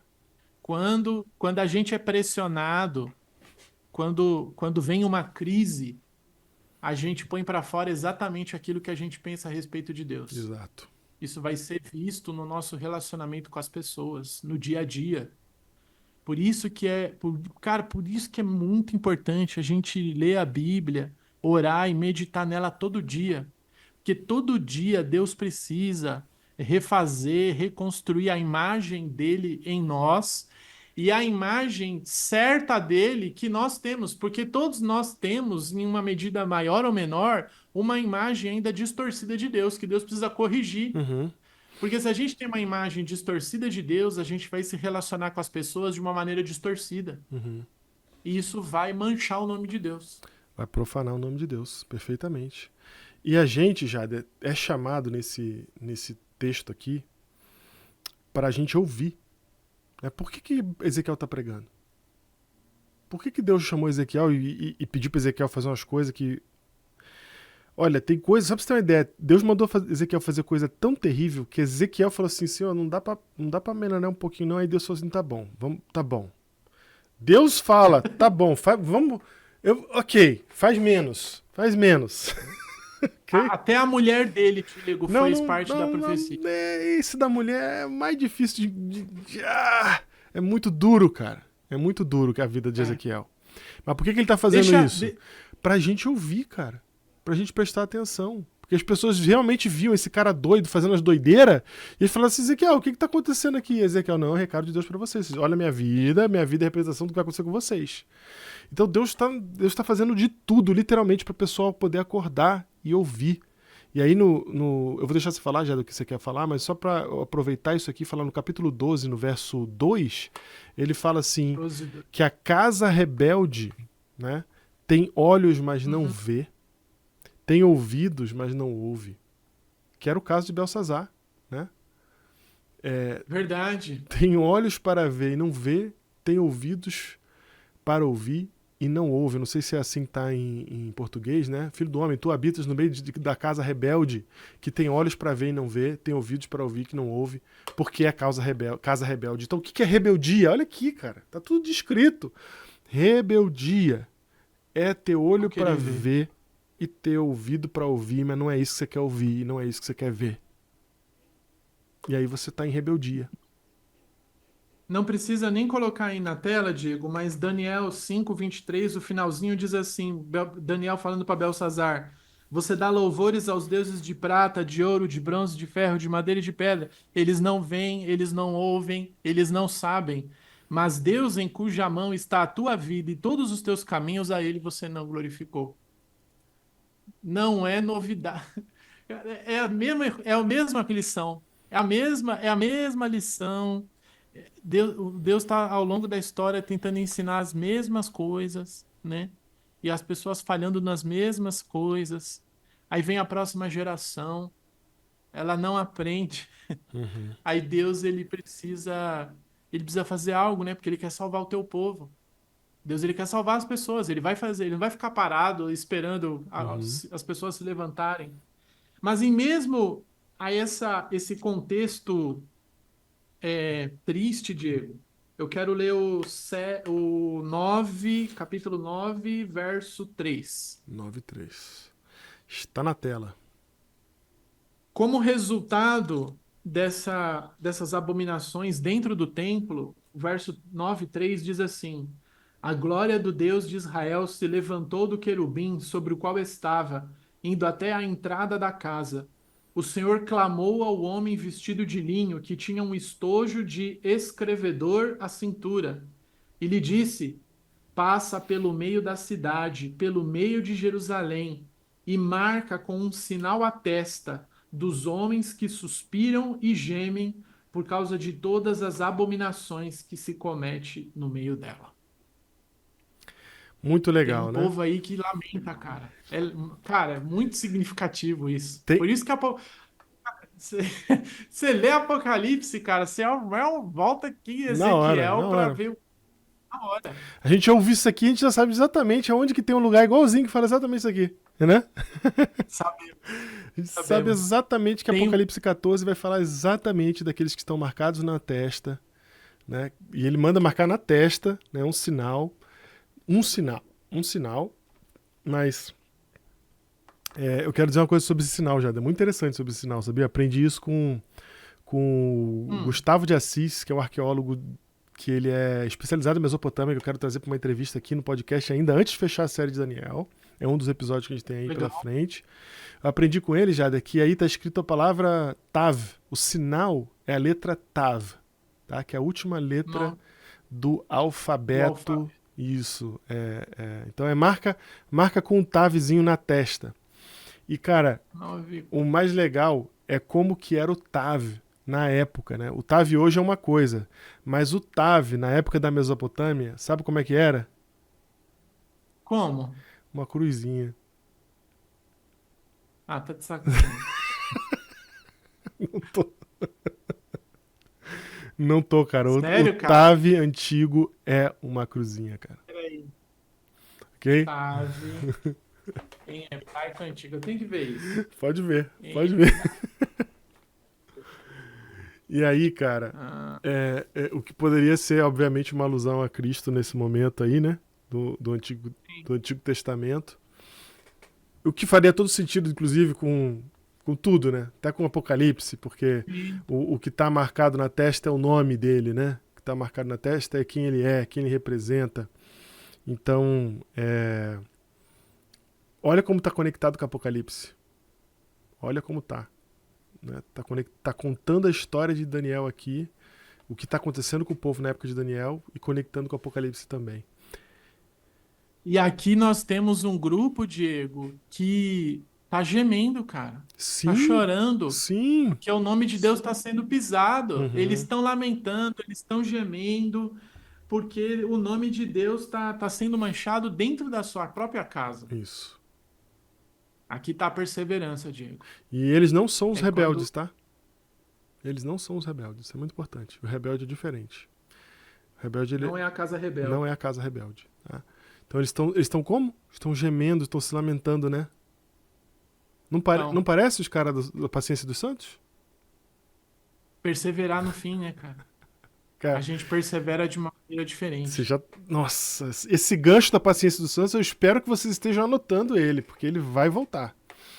Tá? Ele vai voltar mesmo. É, e essa é a postura deles, né? Cara, é realmente muito bom. Tem tanta coisa, já. Eu tô assim preocupado, porque a gente falou, a gente jurou que a gente ia fazer esse episódio curto, mas tem tanta Sim. coisa legal que tá sublinhada aqui pra gente falar, que eu não sei o que eu faço. Sinceramente, eu tô aqui, puxa vida. Eu quero ler mais um verso Vai. e depois quero citar um outro trecho de Ezequiel que é a minha conclusão. Aí você prepara a tua também, Tá, então vai. Vai. O tá que bom? você quer mostrar pra Vamos, gente aí? capítulo 11. Capítulo 11. Beleza. O verso, eu vou ler direto. Vamos pro verso 3. Verso 3. Opa, lugar que eu não sublinhei. Vamos lá. Os quais. Os quais dizem, Vai, pode pode ler. ler, pode ler. Os- Os quais dizem: Não está próximo o tempo de construir casas, essa cidade é a panela e nós a carne. Portanto, profetiza contra eles, profetiza, filho do homem. A panela aparece várias vezes em Ezequiel. Várias. E os caras querendo. Deus vai demorar. Essa profecia não é para nossa geração, não. Ah, Jader, aí você puxou um texto que eu tô aqui pra mostrar pra eles. A gente vai voltar pra panela, tá? Fica tranquilo que eu quero falar da panela também. Tá bom. Mas isso que você acabou de Puxa falar é aí. muito importante, que tá lá em Ezequiel 12, verso 21, né? No próximo capítulo, no verso 21, diz assim, ó: veio a minha palavra do Senhor dizendo, filho do homem, que provérbio é esse que vós tendes na terra de Israel? Prolongue-se o tempo e não se cumpra a profecia? A tradução aqui ficou de um jeito, né? Ou, em outras palavras, o provérbio é: os dias são longos, né? E a profecia não vai se cumprir. É isso que eles estão dizendo, né? Ah, você é lá pra frente, isso não é agora não. Irmão, Que é isso, cara. Esse negócio de Deus fazer juízo tá longe. olha, a histeria a gente sempre ataca aqui, mas agora é hora de atacar a apatia. Você que tá na apatia, essa frase é pra você. É Deus tá falando com você. A frase do apático é essa. Não é hoje que vai acontecer, não. Aí é lá na frente que a profecia vai se cumprir. Essa profecia não é pra agora. Aí Deus tá falando assim: que conversa é essa de vocês? É isso? Quer ver a representação de que Deus ele Não- encerra essa brincadeirinha deles ali na mesma hora? No verso seguinte ele vai falar, né? Assim diz o Isso, Senhor: mas farei cessar esse provérbio. volta pro capítulo 11. Eu quero mostrar isso dentro do grupo deles. Beleza. O grupo que falou isso no 11:1. 11:1. O Espírito me levantou e me levou à porta oriental da casa do Senhor, a qual olha para o oriente. À entrada da porta estava 25 Os homens. No anciãos. meio deles eu vi Jazanias, filho de Azur, e Pelatias, filho de Benaías, o príncipe do povo. O verso 2: Filho do homem, são esses homens que maquinam vilezas e aconselham perversamente nesta cidade, os quais dizem: não está próximo o tempo de construir casas. Diego, sabe o que significa Pelatias? O que significa Pelatias? É um nome bem estranho. Pelatias significa o Senhor salva, o Senhor livra. Ok, Agora vai no verso 13. ok. Verso 13. Ah, desculpa. Ao tempo em que. Pode ir, pode ir. Do 11, 13. Uhum. Ao tempo em que eu profetizava, quem que morreu? Morreu Pelatias. Você tá entendendo, cara? O homem que se chama o Senhor Salva, ele morre de repente no meio da história, cara, do nada. Então caí com o rosto em terra e clamei em alta voz e disse: Ah, Senhor Deus, darás fim ao resto de Israel? Uhum. Ezequiel ele entendeu na hora o que aconteceu quando ele viu. É... Cara, como a gente falou, Ezequiel, ele tem umas profecias, Não, encenações, e parábolas, Pelatias era da dramatizações. família dele, pelo verso 15 aqui, tá? Pelo verso Ah, ele é da 15, ele família? é da família. Por isso que ele sofre. Por isso que Ezequiel sofre, porque ele é da família de Ezequiel. Tá? Como que tá morrendo o Senhor, aquele que o Senhor salva? É. Entendeu? A Uhum. representação? Sim. É, Cuidado, gente. e Jader, olha só, no verso. No capítulo 12, ele puxa mais um provérbio. Né? Ele fala ali no verso Hum, 23. É, os dias são prolongados, certo? sim. Verso 26 agora. Olha só. Veio-me ainda a palavra do Senhor dizendo: filho do homem, eis que os da casa de Israel dizem: a visão que tem este é para muitos dias. E ele profetiza de tempos que estão muito longe. Então a mesma coisa dita com outras palavras, certo? Então, e Certo. aí vem: não será retardada nenhuma das minhas palavras. Ou seja, chega quando tem que chegar, tá? Não está chegando atrasado. Está chegando na hora que tem que chegar. Tá? E a palavra que falei se cumprirá, diz o Senhor Deus. Então, eu gosto muito disso aqui, eu queria destacar isso aqui, Jada, porque o tempo do juízo é tempo de quebrar provérbios. O tempo do juízo é tempo de questionar os provérbios humanos. Ah, ouça a As voz. frases de Isso, ouça a voz do coração. Ah, as frases. não me arrependo de nada. Aquelas coisas que a gente repetiu aqui, né? Galera, é tempo de quebrar provérbio. Questione os proverbinhos que a gente repete, principalmente aqueles que são muito repetidos. Questione eles. Questione os básicos. Questione aquele que todo mundo está falando. Sabe, todo mundo que é verdade comum, que você nem vai falar porque todo mundo já fala. Questione eles, inclusive esse, que fala assim, não é agora que Jesus vai voltar, não. Está faltando tempo. Ainda vai ser muito longe, né? Então, esse é tempo de questionar e de quebrar esses paradigmas aí. Vai lá, Jader. Oi. Isso vai causar, isso vai causar incerteza nas pessoas, Diego. Isso vai causar dúvida, isso vai deixar elas com dificuldade para tomar decisões. E é isso mesmo que Deus quer, cara. Ele quer que você tenha dúvida até para ir na padaria, porque ele quer que você aprenda a depender Confiar de nele. Deus para fazer qualquer coisa na tua vida. É isso que Deus quer. Porque é a única coisa que vai te salvar, amigo. Ele não quer isso porque ele quer isso. Ele quer isso porque você precisa disso. Porque se não for por... Se não for por isso, você não vai ter a sabedoria que é necessária, na humildade, para poder ouvir o caminho para onde ele é, né? Jader, eu não posso fechar esse podcast. E eu vou deixar você fechar com a tua última coisa aí. Mas eu não posso fechar sem mostrar uma ligação que tem com o Apocalipse, que é de cair com a cara no chão. Tem várias coisas aqui. Não, então... Deixa eu fazer a minha e você faz a sua de Apocalipse. Então. Mas a minha de Apocalipse não vai dar aplicação. A sua vai dar aplicação, eu quero que você finalize com uma aplicação, tá? Então, Ai, cara. Tá bom. Tanta coisa que eu queria falar pra vocês, gente. Ó, vou só dar um spoiler. Lê o capítulo 14 que é de explodir a cabeça, porque lá ele vai falar o seguinte.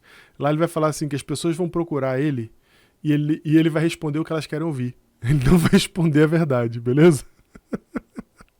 Ele vai responder o que elas querem ouvir. Porque é tempo de juízo. E você só vai ouvir o que você quer ouvir. Porque aí ele ainda fala, porque ouvir o que você não quer ouvir, você nem ouve. Então vai deixar você ouvir só o que você quer ouvir. Tá bom? E aí... E o nosso objetivo com esse episódio aqui é você ir lá ler Ezequiel. Tem 40 e tantos capítulos para você se deliciar lendo. Tá? Vai de um por um, vai de dia a dia, vai devagarinho, mas vai se deliciando, entendendo e aprendendo o que é o juízo. Entenda o tempo de hoje, como ele está funcionando. Isso aqui é um olhar dentro da estrutura de funcionamento do tempo de hoje. Jade, olha que legal. Isso aqui achei muito interessante, que está no no capítulo 14, tá? 14. E está aqui no capítulo 14, verso 21. 21. Eu quero ver se ele diz isso antes em algum lugar, porque eu não tenho marcado. Ele diz no 21 aqui, ó, verso 21. Eu tô falando e o pessoal não tá lendo porque eu não puxei aqui. 14, 21, gente, olha agora na tela que vai aparecer para você que tá assistindo a gente no YouTube. Se você tá assistindo no Spotify, abra sua Bíblia no Ezequiel 14, 21. Se você quiser ler o 20 também... Não, eu vou ler o 20 também. Vou começar no 21, só para bater essa tecla aqui, ó. Tá bom. Porque diz o Senhor... Opa. Estou lendo em inglês. Porque assim diz o Senhor Deus, quanto mais se eu enviar os meus 4 maus juízos. Como é que é? Os meus 4 maus juízos? Sim, Deus tem 4 instrumentos de juízo. Isso é armas de juízo, né? Eu estou chamando de instrumento, mas a palavra aqui é weapon, né? Armas de juízo. Então olha só que interessante. Não é eu estou usando aqui na tela, né? Hoje em dia o juiz ele usa o martelo, né? Não, quando Deus vai fazer juízo, ele usa 4 armas, 4 instrumentos de juízo, tá? Quais são eles? Olha que interessante. A espada, a fome, as bestas feras, tá? Animais na natureza, as bestas feras, e a peste. Essas são as 4. Contra Jerusalém, para eliminar dela homens e animais. Então, olha que interessante. Se você ler os versos anteriores que eu pulei aqui, agora eu vou ler para vocês os versos anteriores, começando do verso 14, né? Olha que interessante. Ainda que estivesse no meio dela estes 3 homens, Noé, Daniel e Jó. Ó Daniel sendo citado em Ezequiel. Ó Daniel. Como exemplo de pureza. Noé, exemplo de pureza. Só sobrou ele e a família dele. Daniel e Jó. Tá? Outro exemplo de pureza. Então, O trio de ataque. baita de um trio, tá? Ainda que tivesse no meio delas Noé, Daniel e Jó, eles, pela sua justiça, salvariam apenas a sua própria vida, diz o Senhor Deus. Quer dizer, esses caras, se esses caras... Olha por que os santos têm que ter paciência, Jada. Porque se esses caras estivessem no meio do povo, não convertia um. Aí você olha para a igreja hoje e fala assim, poxa, mas as pessoas não estão se convertendo. Não é por causa de método. Não é por falta de método. É por falta de ouvir a voz do Espírito Santo. Se você botar esses 3 ninjas da fé, esses 3 puros, poderosos, que falavam com Deus, não sobrava um em Israel. Mesma coisa hoje. Tá? Ô, Diego, eles não salvariam nem a família, mano. Isso não sobraria nem a família, tá? Isso mesmo, nem a família. Lembrando que Noé salvou a sua ali. Nesse contexto aqui não funcionaria. Beleza? Se eu fizer... Aí ele começa. Se eu fizer passar pela terra bestas feras e a elas assolarem, que fique assolada, e ninguém possa passar por ela por causa das feras.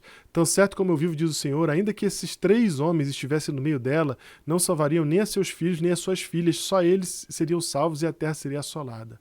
Ou se eu fizer vir a espada, segunda arma, sobre essa terra e disser, espada, passa pela terra, e eu eliminar dela homens e animais, tão certo como eu vivo, diz o Senhor Deus, ainda que esses 3 homens estivessem no meio dela, não salvariam nem a seus filhos, nem a suas filhas, só eles seriam salvos. Ou se eu enviar a peste sobre a terra e derramar o meu furor sobre ela com sangue, para eliminar dela homens e animais, tão certo como eu vivo, diz o Senhor, aí a mesma coisa se repete, porque assim diz o Senhor, verso 21, como eu estava lendo, quanto mais se eu enviar os meus 4 maus juízos. Então aqui ele põe mais um juízo, né? Que ele cita 3, ele pula um, que é a fome, e aí ele fala assim, quanto mais quando eu enviar os 4 maus juízos. O que ele está dizendo aqui? Que os instrumentos de juízo de Deus são essas 4 coisas. Aonde eu vejo essas 4 coisas? Jader. Apocalipse. Aonde? Revelei. Que lugar? Ah, não dá o lugar certinho, não. Fala no genérico. No genérico.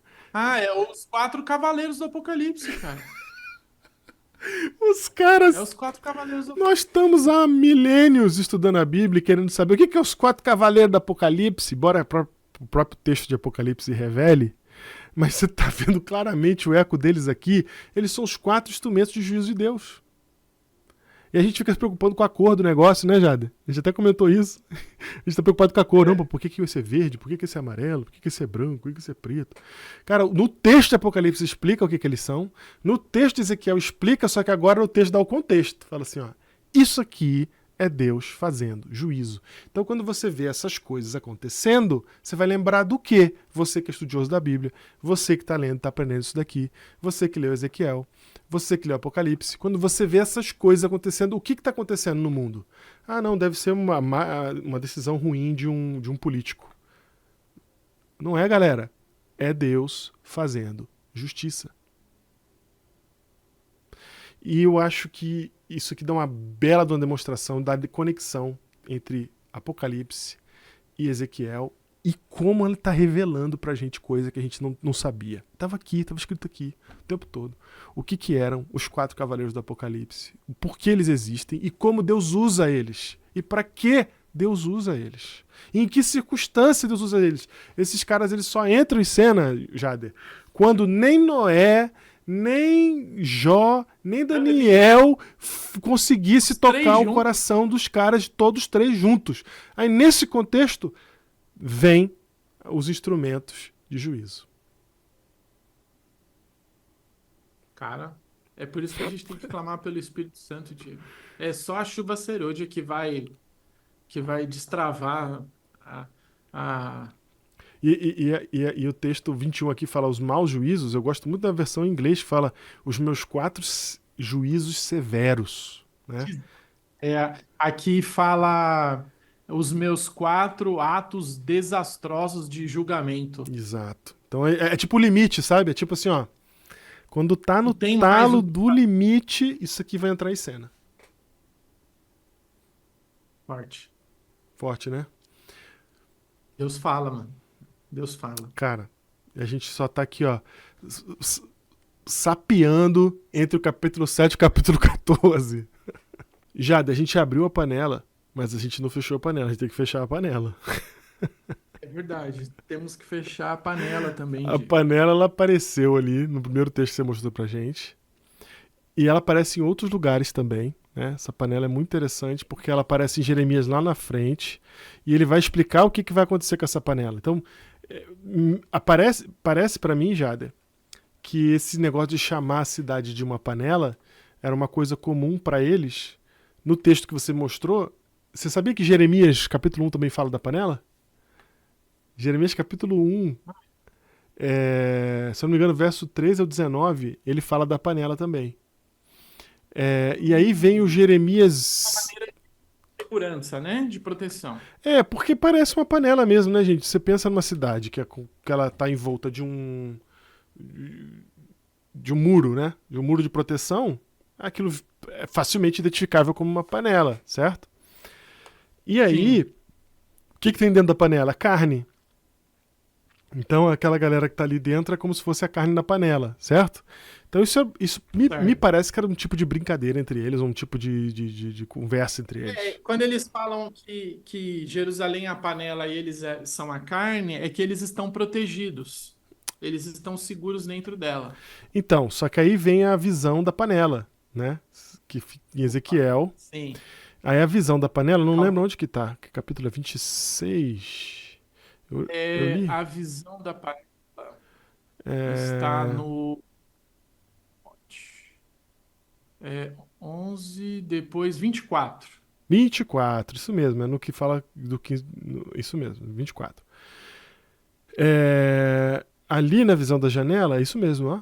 Jeremias 1, 13 a 19, ele vai falar também. E aqui tem o anjo, desculpa, o Ezequiel falando que vocês são a panela mesmo, vocês estão achando que estão protegidos, mas essa panela aqui vocês vão cozinhar dentro dela, porque Deus manda ele pegar as carnes e cozinhar dentro de uma panela na frente deles. Isso. E ele fala: põe água e vamos ferver isso aí. Isso aí, exatamente. Ou seja, aquilo que era para ser um símbolo de defesa, ele tá falando assim, não tem como se defender, irmão. Não tem como se defender. E a expressão que ele usa aqui do meltdown é muito interessante, porque ela é utilizada também em outras Hum, profecias para falar que quando o juízo de Deus ele entra, ele derrete tudo que é humano. Então, se o humano pensa que ele consegue se defender com as suas próprias armas contra o juízo de Deus, ele não vai conseguir. Porque o juízo de Deus ele vai derreter tudo, entendeu? É, é, Você é, lembra quando a gente falou que Deus vai trazer a crise final para a história desse mundo? uhum, sim, Ele vai botar todo mundo na pressão sim, para poder revelar o que as pessoas são feitas. verdade, verdade. É disso que se trata a panela aqui, né? Tanto em Jeremias quanto aqui em Ezequiel. Você tem mais alguma coisa para falar da panela, Janda? Cara, Deus mudou as condições da panela, né? Uhum. As pessoas se viam em segurança, elas citam por isso. Aí Deus ele muda as condições e ele traz a pressão para dentro da panela. Isso vai ser semelhante no tempo do fim, Diego. As pessoas também não vão falar paz, paz, Uhum. vai Tá bem, as seguro pessoas vão estar aqui, não, comendo, tá seguro aqui, tem AI, tá seguro, tem as pessoas vão estar comendo, vão estar bebendo, F-35. vão estar caçando. E de repente a Bíblia fala que as coisas mudarão rapidamente. Que aquelas coisas, inclusive, podem ser Aí, usadas contra, né? sim, até isso. Cara, é impressionante como a história ela se repete, Uhum, nunca da mesma maneira, uhum, mas a história ela se repete, cara. uhum. E isso até é benéfico, né? É até didático. Olha lá o que aconteceu no Sim, passado, sim, né? Como foi nos dias de Noé, uhum. vai ser também no fim dos dias. Isso mesmo. Eu quero ler com você, Diego, agora, Ah, capítulo 16. vamos lá pro 16. Vamos pro 16. Ó, É, uma curiosidade aqui, que não tem nada a ver com o que você vai falar no 16. O hum, capítulo 24 diz o dia e o ano que a invasão, a terceira invasão começou 15 de janeiro de 588. Tá? Diz Sim, o dia, o ele... dia e o ano que começou a invasão, a terceira e última 2 anos. invasão da Babilônia, que durou 2 anos, exatamente. Então é um livro Isso. riquíssimo. Eu nunca imaginei na minha vida que eu ia saber que foi dia 15 de janeiro que os caras invadiram pela terceira vez. Que foi. Cara, o livro de Ezequiel é o livro que mais tem datas precisas de É acontecimentos. verdade, ele dá muito. Ele começa os capítulos dando muito informação sobre isso. Vamos lá, eu tô no Ele tem 16. Cara, eu quero mostrar aqui para vocês com esse verso, Qual é, verso? o, eu já vou falar, Ah, o amor de Deus, Diego, por favor. porque acima disso tudo, a gente, cara, a ênfase de todas as nossas conversas, ela é sobre juízo, mas a gente, é bom sempre salientar, né? É, sem histeria, Uhum, mas também sem apatia, né? sim. Então, eu quero mostrar para vocês, a gente está mostrando aqui a perspectiva de como Deus, ele tem ciúmes do seu povo, como ele fica irado, como ele derrama juízo, mas agora eu acho que eu vou conseguir deixar um pouco mais claro de por que que Deus ele se consome tanto pelo zelo quando o teu povo abandona ele.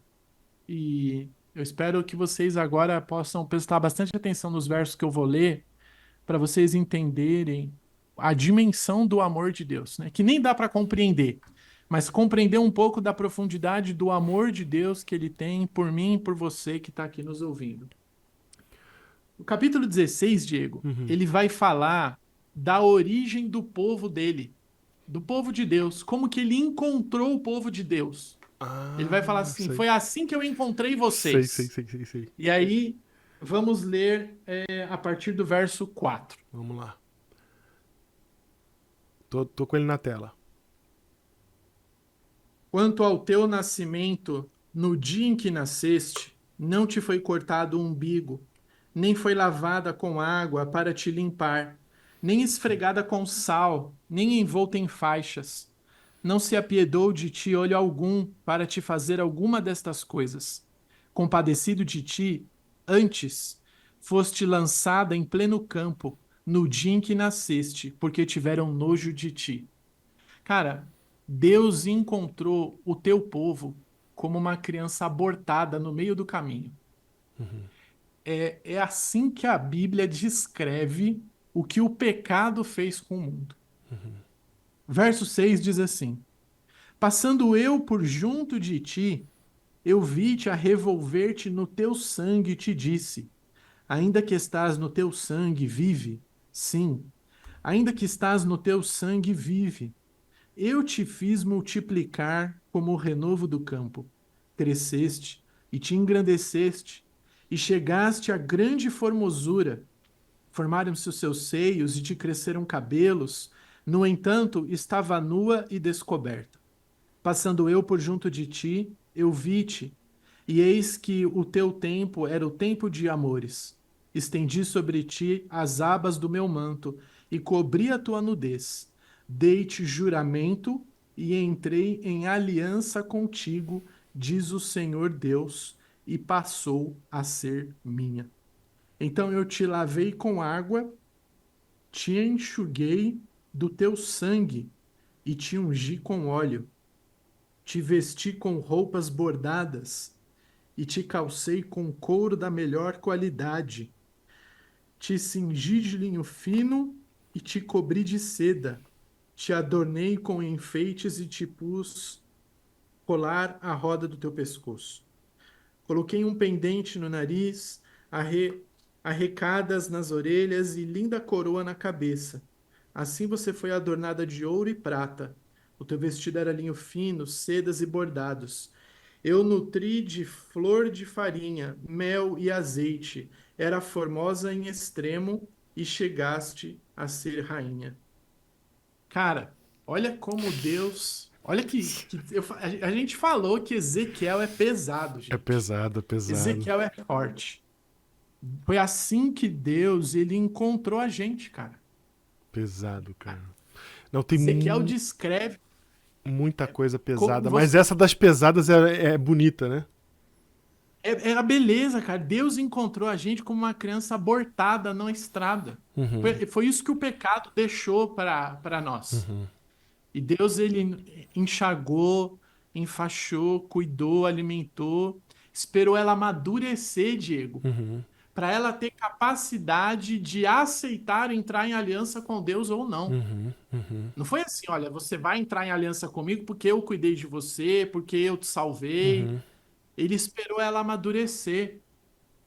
Eu tenho um amigo, Diego, que a história dele é igual essa aqui que está escrita em Ezequiel 16. uhum, A única memória que ele tem mais recente da infância dele foi que ele acordou no meio da rua.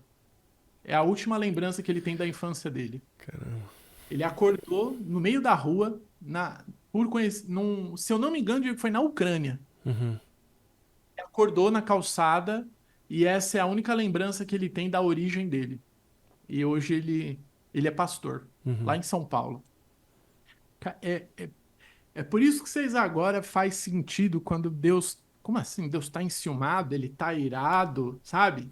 Ele tem ciúmes. Ele casou com o povo, ele entrou Uhum, em aliança. uhum, E graças a Deus que Deus cumpre a aliança, né? uhum. Apesar da gente várias vezes ter falhado, Deus ele cumpre a aliança dele. E porque ele cumpre a aliança dele, a gente pode depositar nossa fé em Jesus.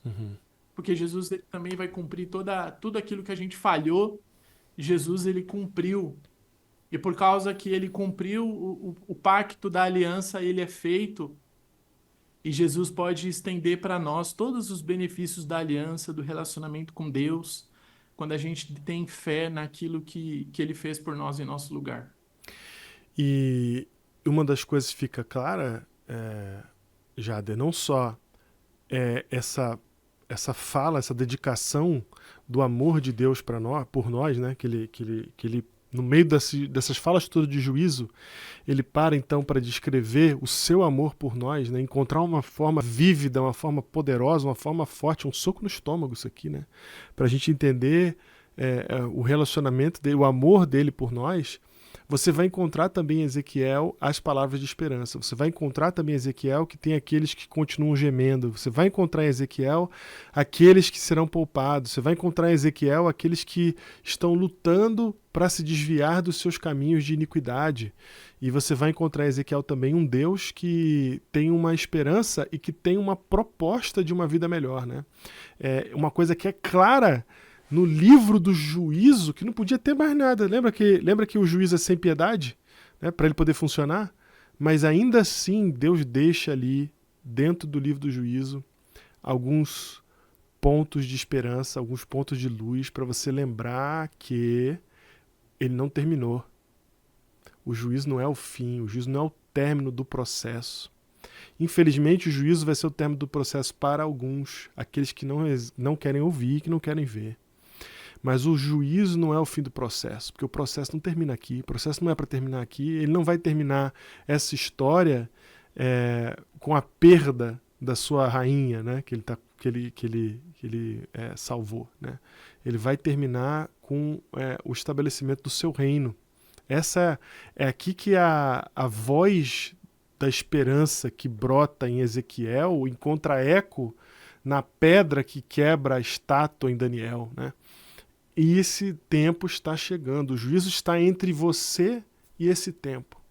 Mas o juízo é o que está entre essas duas coisas. O que quer dizer que a próxima coisa, a coisa que vem em seguida a essa, é a restauração, é a salvação daqueles que deram ouvidos, é Deus restaurar a terra, é Deus reconstruir a terra, reconstruir o ser humano e enxugar dos olhos toda lágrima.